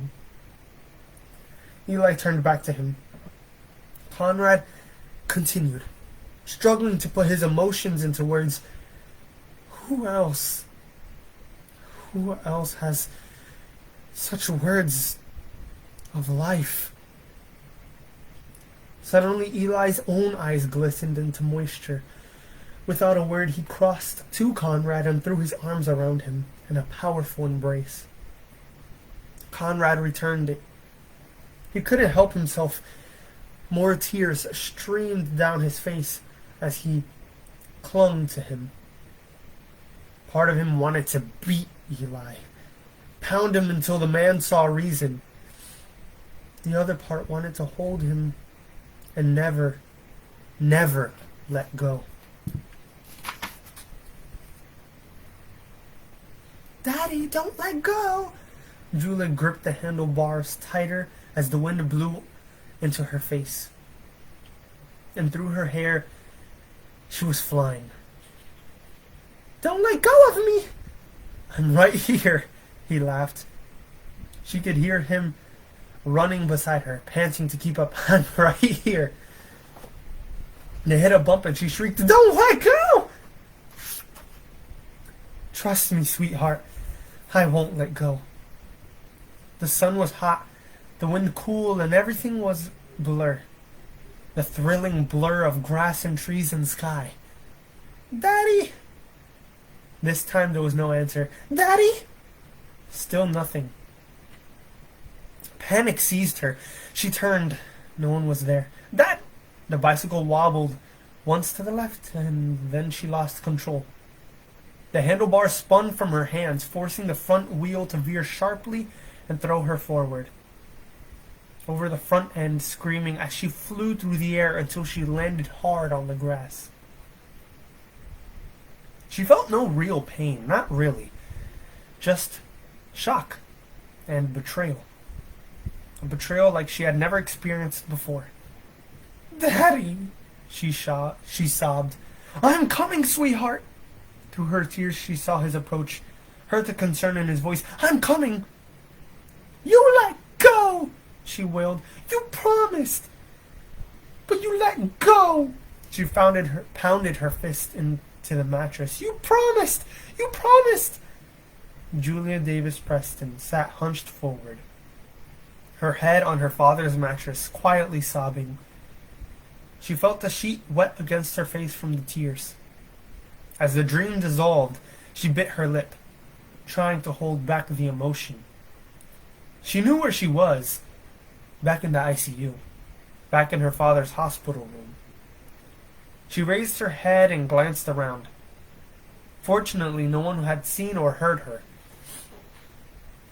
She wiped her eyes and looked down at her watch.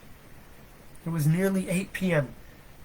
She took a deep breath, shoved the remaining fragments of the memory from her mind, and rose. It was time to go. Time to get some rest. She gathered her things and started for the door. She hesitated a moment, thinking of turning back to him, of saying something, but she didn't. Instead, she kept on walking down the long corridor, through the lobby, and into the night.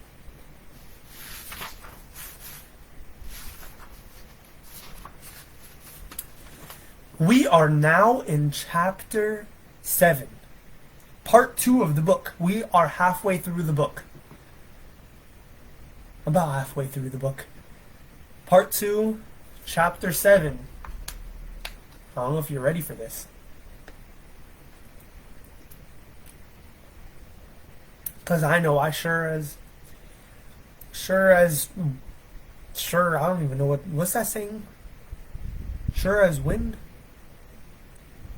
Sure as, what is that saying? I don't know. If you know what that saying is, go ahead and write it in the comment, because I'm going to go crazy trying to figure it out. But part 2, chapter 7, after I take this sip, we'll get right into it.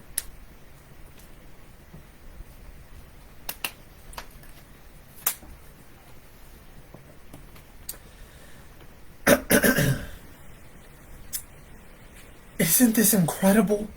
Conrad shouted over the wind. Suzanne stood a dozen feet behind him, looking down at the river and the vast farmland stretching beyond. It was nearly dusk. The two had just arrived at the top of a bluff overlooking the Smoky Hill River in Kansas. The view was spectacular, but it was more than just the land and the river. It was also the sky. Violet-black thunderhead hung up heavy over the landscape. They swirled and churned as a dozen shades of blue and black and gray broiled, mixing and remixing into each other. Their insides glowed and pulsated with flashes of each other. Their insides glowed and pulsated with flashes of each other. I read that twice. Their insides glowed and pulsated with flashes of light as occasional forks snaked to the ground. There was a majesty here. Conrad could feel it. And the land, the river, the sky, everywhere. He stood in reverent awe, drinking it in. The raw, terrible, frightening power. Any strength man possessed paled in comparison to this breathtaking display of grandeur. He glanced to Suzanne, who watched, equally moved. He'd known she would be. That's why he'd invited her. The rest of the group were camped down at the Sommer farm, a small piece of land owned by Scott and Brent Sant, 30 miles southwest of Abilene. Conrad could have invited the others up here as well, but he sensed they wouldn't appreciate it like Suzanne, or needed it as much. 3 days ago, she received a letter from her sister in Lebanon, Tennessee, saying that their brother, Michael, had been in a serious construction accident and would she please come down at once. Conrad was well aware of Suzanne's strong dedication to family, and he could only imagine how difficult it had been for her when she had finally made up her mind and refused. But she had. She had decided to stay on and continue with Eli. Of course, this had brought all kinds of outrage from her loved ones. Even daughter Julia had gotten into the act, hinting at taking some sort of legal action against Eli. And why not? Everyone else seemed to be. It had been 8 days since the bombing up in Montana. That's what the officials called it, a bombing, though they claimed to have no clues or suspects. Conrad's list, however, was just a little bit longer. Between angry religious leaders, the millions who had been inflamed by the media coverage, and the hundreds of angry white supremacists whose beloved leader had just turned himself in. The possibilities seemed endless. Then there was that image of the gray Taurus with the government officials and Bill Johnson watching her from the backseat. The thought of that collaboration still made him shudder. How deep did it all go? He pushed the thought from his mind and turned his attention back to Suzanne. The wind had increased, blowing back her salt and pepper hair, pressing her printed summer dress against her body.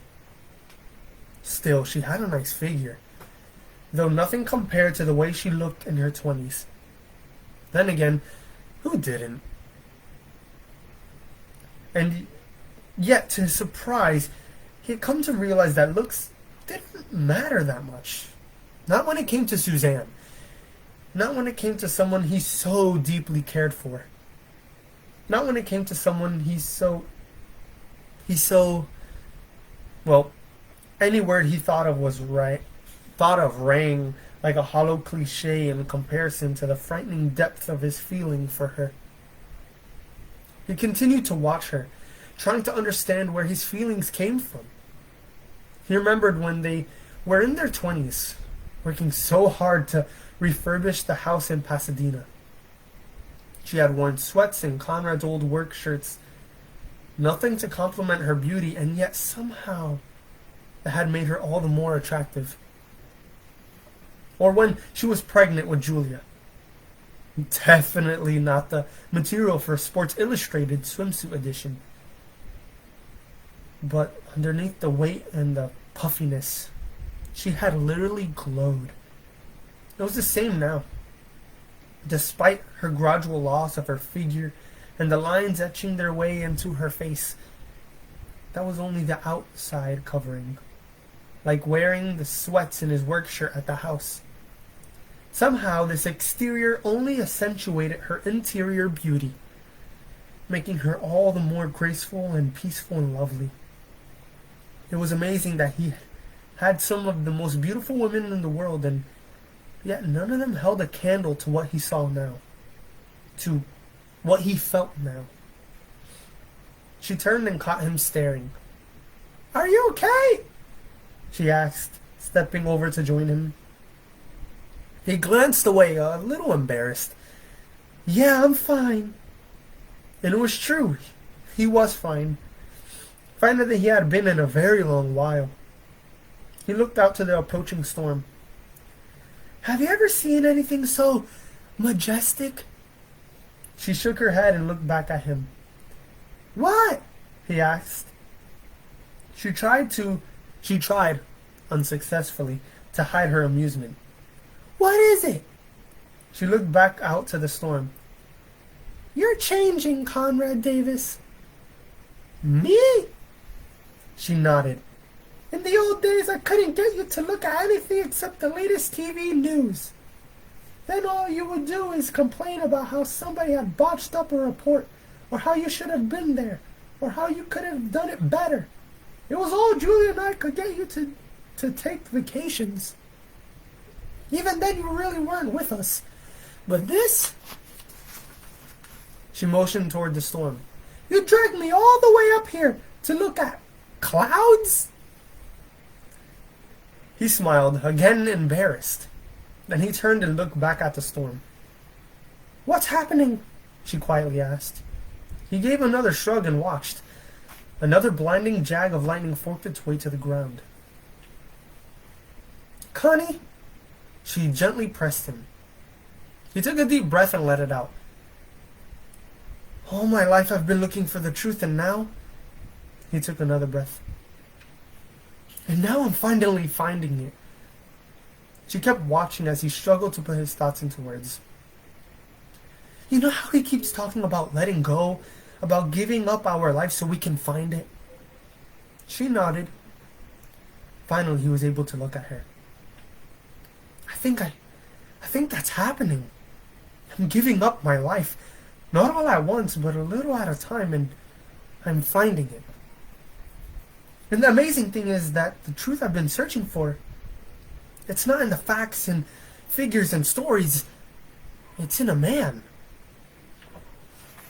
Suzanne reached out and quietly took his hand. he continued. And if we can get the rest of the world to see that truth. He searched for the thoughts. She finished his thought. Then we'll never be the same. Yes, he nodded. That's exactly. Now, if we could just get Eli to sign up for that program. Oh, I think he has, Connie, Suzanne said. It's just the way he goes about it that you can't accept. Doesn't it seem odd we say we trust him with the big things, with all his theories, but when it comes to the actual details of our lives, to the areas we're the experts in, we can barely give him an inch. You too? He asked in surprise. All of us. Conrad said nothing and looked back out at the storm. She was right, of course. But what about common sense? You wouldn't jump off this cliff without expecting to fall. You wouldn't just stand in the middle of that field during the storm, and once you're in the public eye, you surely wouldn't act without considering all the possible public reactions. It was common sense. Just another law of nature. The wind blew harder now, and it started to rain. But Conrad felt no compulsion to leave. Apparently neither did Suzanne, and for that he was grateful. Once again he thought of the changes in his life. So many wasted years, so many damaged lives. Then of course there was his daughter. Any news from Julia? He asked. Suzanne shook her head. Just the latest accusation that I've been brainwashed by a religious cult. Good old Julia. You told her I was here? Oh yeah. And? Let's just say it didn't improve her outlook on my situation. He nodded sadly. The wind whipped at their clothes as the rain fell harder. He slipped his arm into the sleeve of his parka and offered her half his jacket. She gratefully accepted, moving in as he wrapped it about her. Immediately he recognized his mistake. They were together now, side by side, closer than he had ever intended. What had he done? He had been so careful, promised himself never to let something like this happen. Granted, there was that emotional outburst at the bombing, but this was entirely different. He tried to concentrate on the storm, but it was no contest to the warmth of her body, the smell of her hair, the gentle rhythm of her breathing pressed against his side. It was more than he could endure. She took a deeper breath and quietly sighed. You ever wonder if it's true? She said. He'd forgotten the thread of the conversation. What's that? He asked huskily. That we're part of some religious cult? Sure, in the beginning. Grateful to find his voice, he continued. But the teaching, it's so pure. And the miracles, it's been a while since I've seen a cult leader raise someone from the dead. Or transform lives, she added, taking cold hearts of stone and changing them into loving, caring hearts of flesh. At first, Conrad wasn't sure what she meant, until she turned and gazed up at him. And he saw those compassionate, engaging eyes. Despite their age, the years had not dimmed them. But he saw something else in them as well. Something searching and something very, very compelling. She held his gaze, refusing to look away. Then before he knew it, he pulled her closer. She did not resist. A moment later, he was dropping his head and lowering his mouth to hers. He found her lips and they gently kissed. It was a tender kiss, soft and delicate, until he felt his passion beginning to grow. That's when, with every ounce of his self-control, he pulled away. Shuddering, he caught his breath, looking everywhere but to her. I'm sorry, he apologized. I don't know what I was thinking. That was totally insensitive. Her arms reached around his neck and she pulled his mouth back to hers. Their lips met and they kissed again. Sorry. Longer, slower. Somewhere in the back of his mind, he was aware of the pounding rain, the whipping wind, and of the tears forming in his eyes. But it didn't matter. How long they kissed, he wasn't sure. But when they finally parted, he saw that her own eyes were as wet as his, from both the rain and the tears. She continued looking at him, refusing to take those eyes from his. And then she spoke. It was soft, barely audible in the blowing wind, but audible nonetheless. "What took you so long, Conrad Davis?" she whispered. "What took you?" Julia eased her rental car to a stop alongside the curb. She put it into park and sat for a long moment. The drive had taken over an hour. Initially, she had thought of staying at one of the motels in the Thousand Oaks or even along the 118 freeway as she headed through Simi Valley. But one missed exit followed another until, for whatever reason, she found herself here in the old section of Pasadena, here at her childhood home. She ducked her head to look out the passenger window. The house was an old 2.5-story affair, with a large wraparound porch. No lights were on inside. 5 years. It had been 5 years since the last time she'd been back. And then it had only been briefly. Just long enough to get into another fight with him before she was off again. Her father could be so stubborn sometimes. So bullheaded. And of course hypocritical. She supposed he could make the same claims about her. Except for the hypocrisy. That was one thing she could never be accused of. Still, she wasn't sure why she was there. Maybe it was because this house had been such a part of her life. And his. After all, the man had lived here 30 years. You don't live in a place that long without it becoming part of you. Maybe that was it. Maybe staying here was her way of staying close to him. The thought gave her a little solace. She reached for the car door and opened it. The evening was still, almost balmy. The old-fashioned lights with their large acorn-shaped lamps glowed yellow-white alongside the street. The smell of cut grass filled the air and, of course, the smell of magnolia, rich and sweet. The doorway to 1,000 childhood memories. Julia closed her eyes and took a long, deep breath.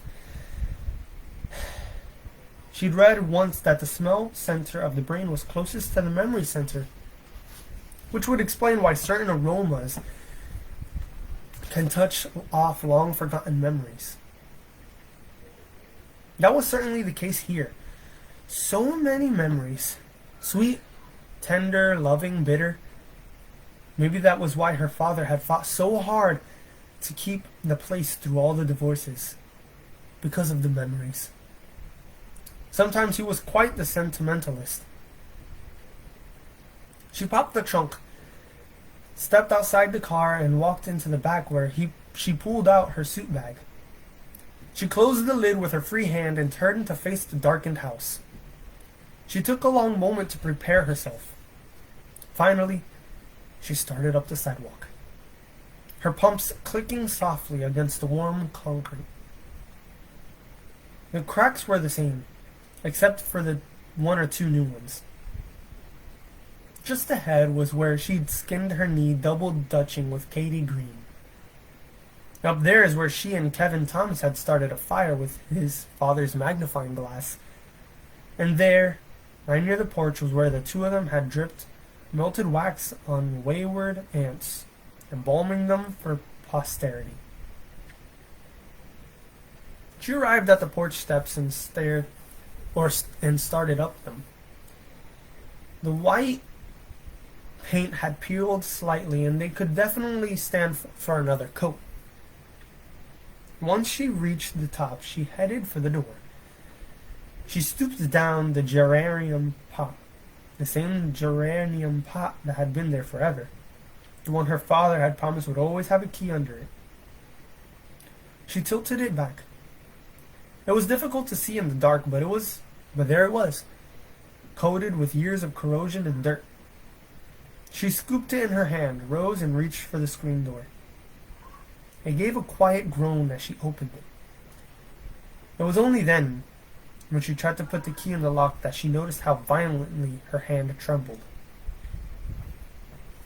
It shook so badly that she could not insert the key. The sight angered her, making her all the more determined until finally she succeeded. Once the key was in place, she turned the lock and gave a dull click.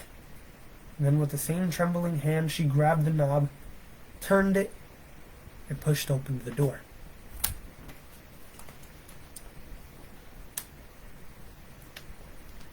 All right.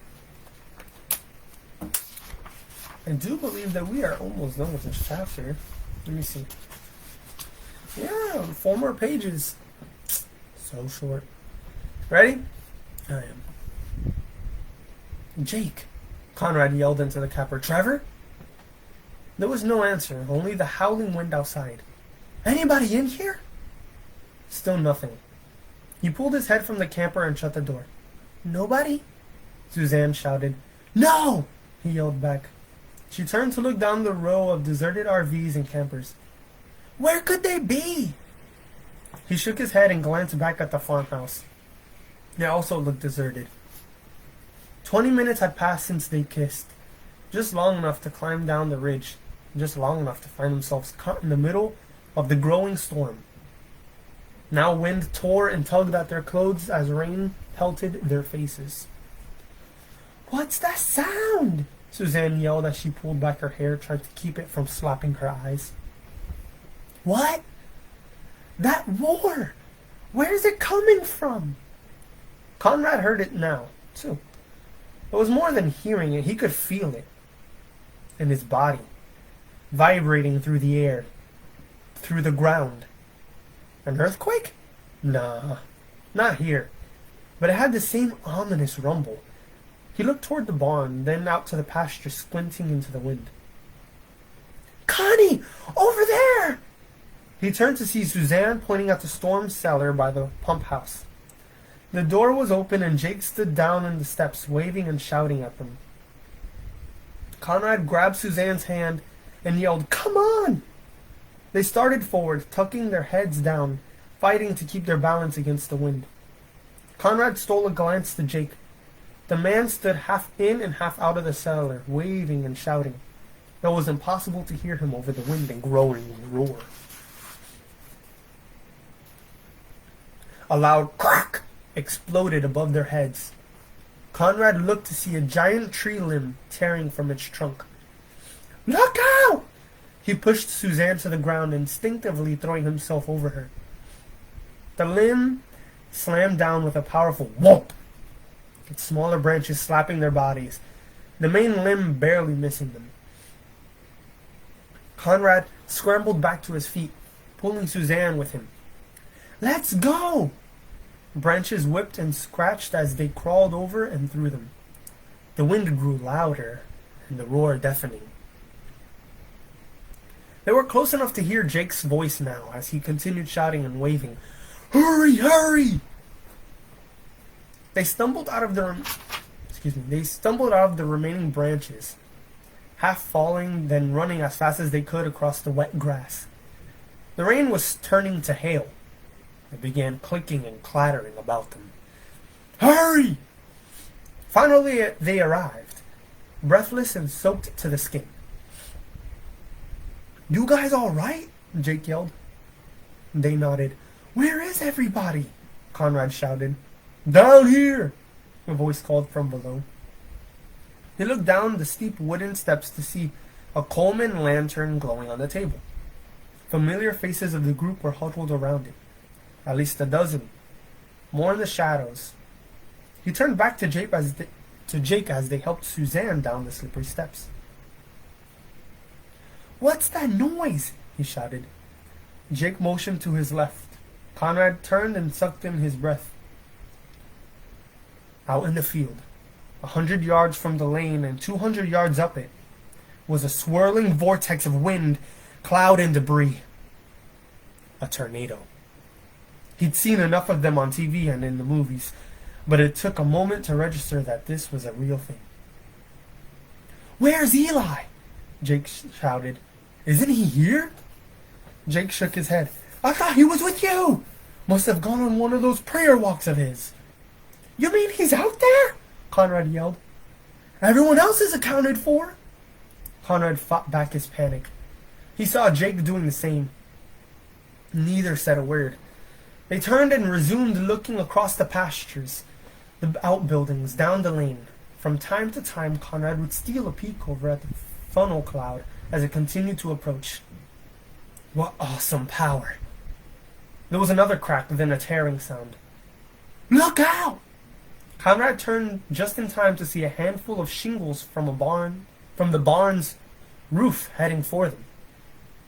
They ducked, dropping into the stairs as several crashed around them, striking the door, knocking it out of Jake's hand. The wind threw it backwards, snapping off one of its hinges. The people below cried out in fear. "Get down here!" Robert's voice shouted. "Get down here where it's safe!" Conrad turned to Jake and yelled over the wind. "We better get below!" "You go! I'm staying!" "Jake!" The big guy shook his head and continued to scan the fields. It was useless to debate. Jake may not be the brightest bulb in the pack, and there were times Conrad could barely stand his good old boy mentality. But there was something about his commitment and unswerving dedication to Eli, like a bulldog refusing to leave its master. That told him it would do no good to argue. "Connie!" Robert yelled. He'd taken the tentative step up the stairs. "Jake, get down here!" Others from the group joined in, demanding they come down and join them where it was safe. Conrad hesitated. He turned back toward the twister, had closed its distance to them by half. It was now 50 yards to the left of the lane. 100 yards ahead, the air pressure began, dropping so quickly that he suddenly found it difficult to catch his breath. "Connie!" Suzanne's voice had joined the chorus from below. "Please come down!" Then, without warning, Jake scrambled out into the wind. "Jake!" He grabbed the door and tried to pull it back down, realizing he needed help. Conrad joined him. The wind shrieked, its force so powerful it was difficult to stand. Hail and flying mud stuck to his face. Jake had hold of the door's metal handle, so Conrad grabbed the rough wood edges. Together they pulled, digging in, tugging with all their might. But the wind was too strong. The door bucked and banged, but refused to cooperate. "Get behind it!" Jake yelled. "We gotta push!" Conrad nodded and joined Jake as they scrambled behind the door. The roar filled his ears. Water and mud splattered into his eyes and mouth. He spat as together they shoved against the door, arms and shoulders pushing, feet slipping on muddy, wet grass. It took 3 tries until they finally managed to lift it up. Hanging on, they scurried to the other side and began pulling it down. For a moment they nearly had it, until a gust caught the door, ripping it out of their hands and off the remaining hinges. It tumbled and cartwheeled away. The people below screamed. Conrad dropped back into the cellar, 3 or 4 steps, catching his breath, wiping the mud from his eyes with one hand while holding the wet concrete wall for support with the other. Jake followed him by 1 or 2 steps, but despite the yelling and pleading from below, both continued standing, squinting into the wind and hail and mud. Suddenly, Jake shouted, "There he is!" "Where?" "Coming down the lane!" Conrad took another step higher, then another, until he could see past Jake. Sure enough, there was Eli, strolling down the gravel road. Strolling. The towering funnel loomed behind him, and the man was strolling. Except for his flapping clothes and flying hair, he seemed completely untouched. And instead of panicking for his life, he appeared to be enjoying the experience. Amidst the wind and rain and hail and debris, it almost looked like if he was laughing. Eli! Jake took a step high on the stairs and waved. Eli! Eli spotted him and waved back. Get in here! Jake yelled. But Eli only grinned, motioning to the spectacle around him. And then he did something even more incredible. He motioned for the two of them to come out and join him. Conrad stared, dumbfounded. The black shrieking funnel suddenly shifted direction and no longer approached the lane. Instead, it began running parallel to Eli, less than 60 yards from his right. Fence posts near him shuddered, some ripped out, exploding into splinters, flipping and whipping barbed wire. Yet Eli was completely unaffected. Not only unaffected, but enjoying the experience. Once again he waved to them. Down below, his followers were screaming in terror, and Eli was waving for them to join him. Things could not have been any more absurd. Well, actually they could. Suddenly Jake turned to Conrad and shouted, I'm going! What? Conrad yelled. Are you crazy? Again Eli waved. Jake hesitated, obviously frightened, but... Jake, don't be... Eli waved again. Jake, don't. And then Jake stepped out of the cellar and into the storm. Conrad lunged for him, but he was too late. Jake, come back! Jake! But Jake was not coming back. Instead, he started walking toward Eli. It was a nightmare. Down below, people were screaming in fear. Up above, excuse me. Up above, the approaching tornado thundered and roared. Pieces of building, branches, debris, and everything was flying, swirling around the periphery of the funnel. And there, in the midst of all the chaos and confusion, two men walked toward each other.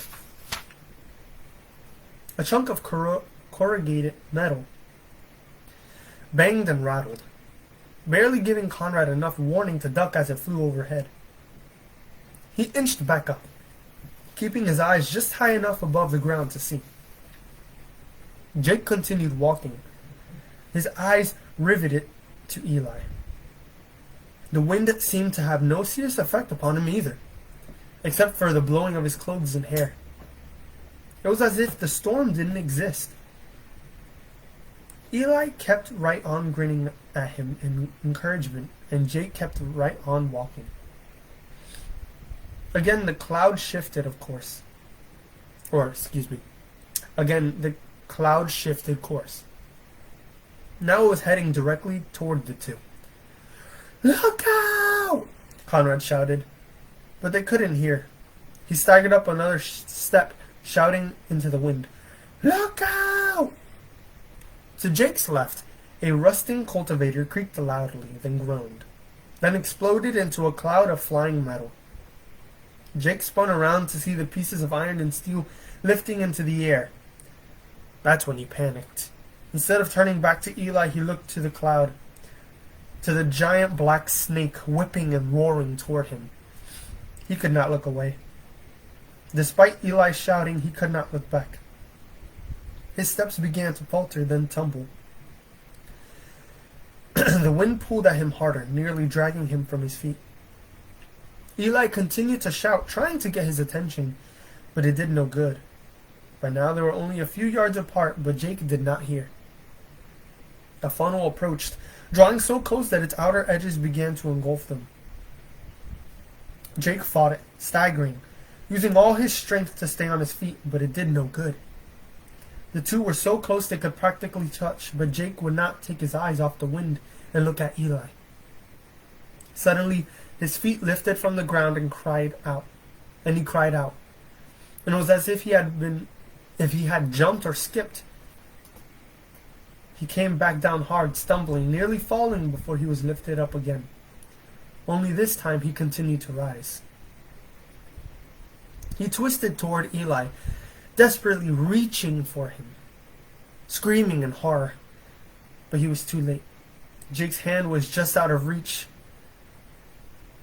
Eli lunged for him, and at the last second he managed to catch his waist, the back of his belt. He pulled down hard, and the big man fell backwards onto the ground. Eli stooped down and helped him up. And a moment later, the two stood facing each other in the howling gale. Conrad continued to watch, huddled on the steps, peering into the black wind. He could see Jake staring straight into Eli's face now, obviously afraid to look anywhere else. Eli said something to him, and then turned to face the funnel cloud. Slowly raising his hand, he shouted. It was impossible for Conrad to make out the words, whatever they were. They were brief, but their impact astonishing. Instantly, the wind started to die. The howling faded. Conrad watched in amazement as the black wall of wind and water began to dissolve. Items started falling back to earth, raining around Eli and Jake, raining around Conrad and the storm cellar. The cloud turned light gray. In a matter of seconds, it dissipated into nothing but a rainstorm. The final wisps of black vapor disappearing even as he watched. Now there was only rain and falling debris. Eli and Jake turned and started back toward the cellar. Cautiously, Conrad rose, staring in unbelief, glancing up to make sure he wouldn't be hit by falling objects. At last, he stepped out the cellar. Others followed, carefully emerging, looking as baffled and as astonished as Conrad. Several moments passed before Eli arrived. He wasn't angry, but the joy in his eyes was missing. Instead, it was replaced by a type of sadness and disappointment. "Where is your faith?" he called out. Then, shaking his head, he added, "When will you stop doubting me?" The group exchanged guilty glances. Most would not look at Eli, but Conrad did. When their eyes connected, he saw no condemnation, just that sad disappointment. Eli repeated the question. Although it was for everyone, Conrad knew that for that particular moment it was mostly for him. "When will you stop doubting?" That's the end of Chapter 7 and the end of our marathon. Chapter 8 is next.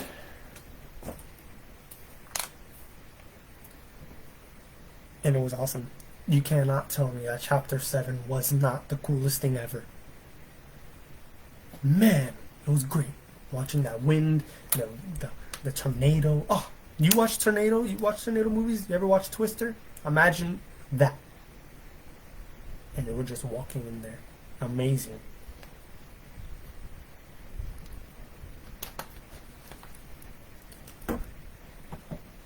Well, the end of our marathon has come. It is now 9:17 p.m. on January 1st, 2022. I hope all of you guys have an amazing rest of your night and a great day tomorrow at church. I'm going to go ahead and log off now. My voice is tired. God bless you guys. And I hope you're ready for Chapter 8. It'll come soon.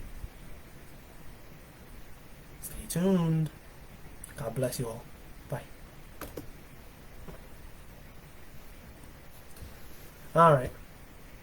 Now it's bye.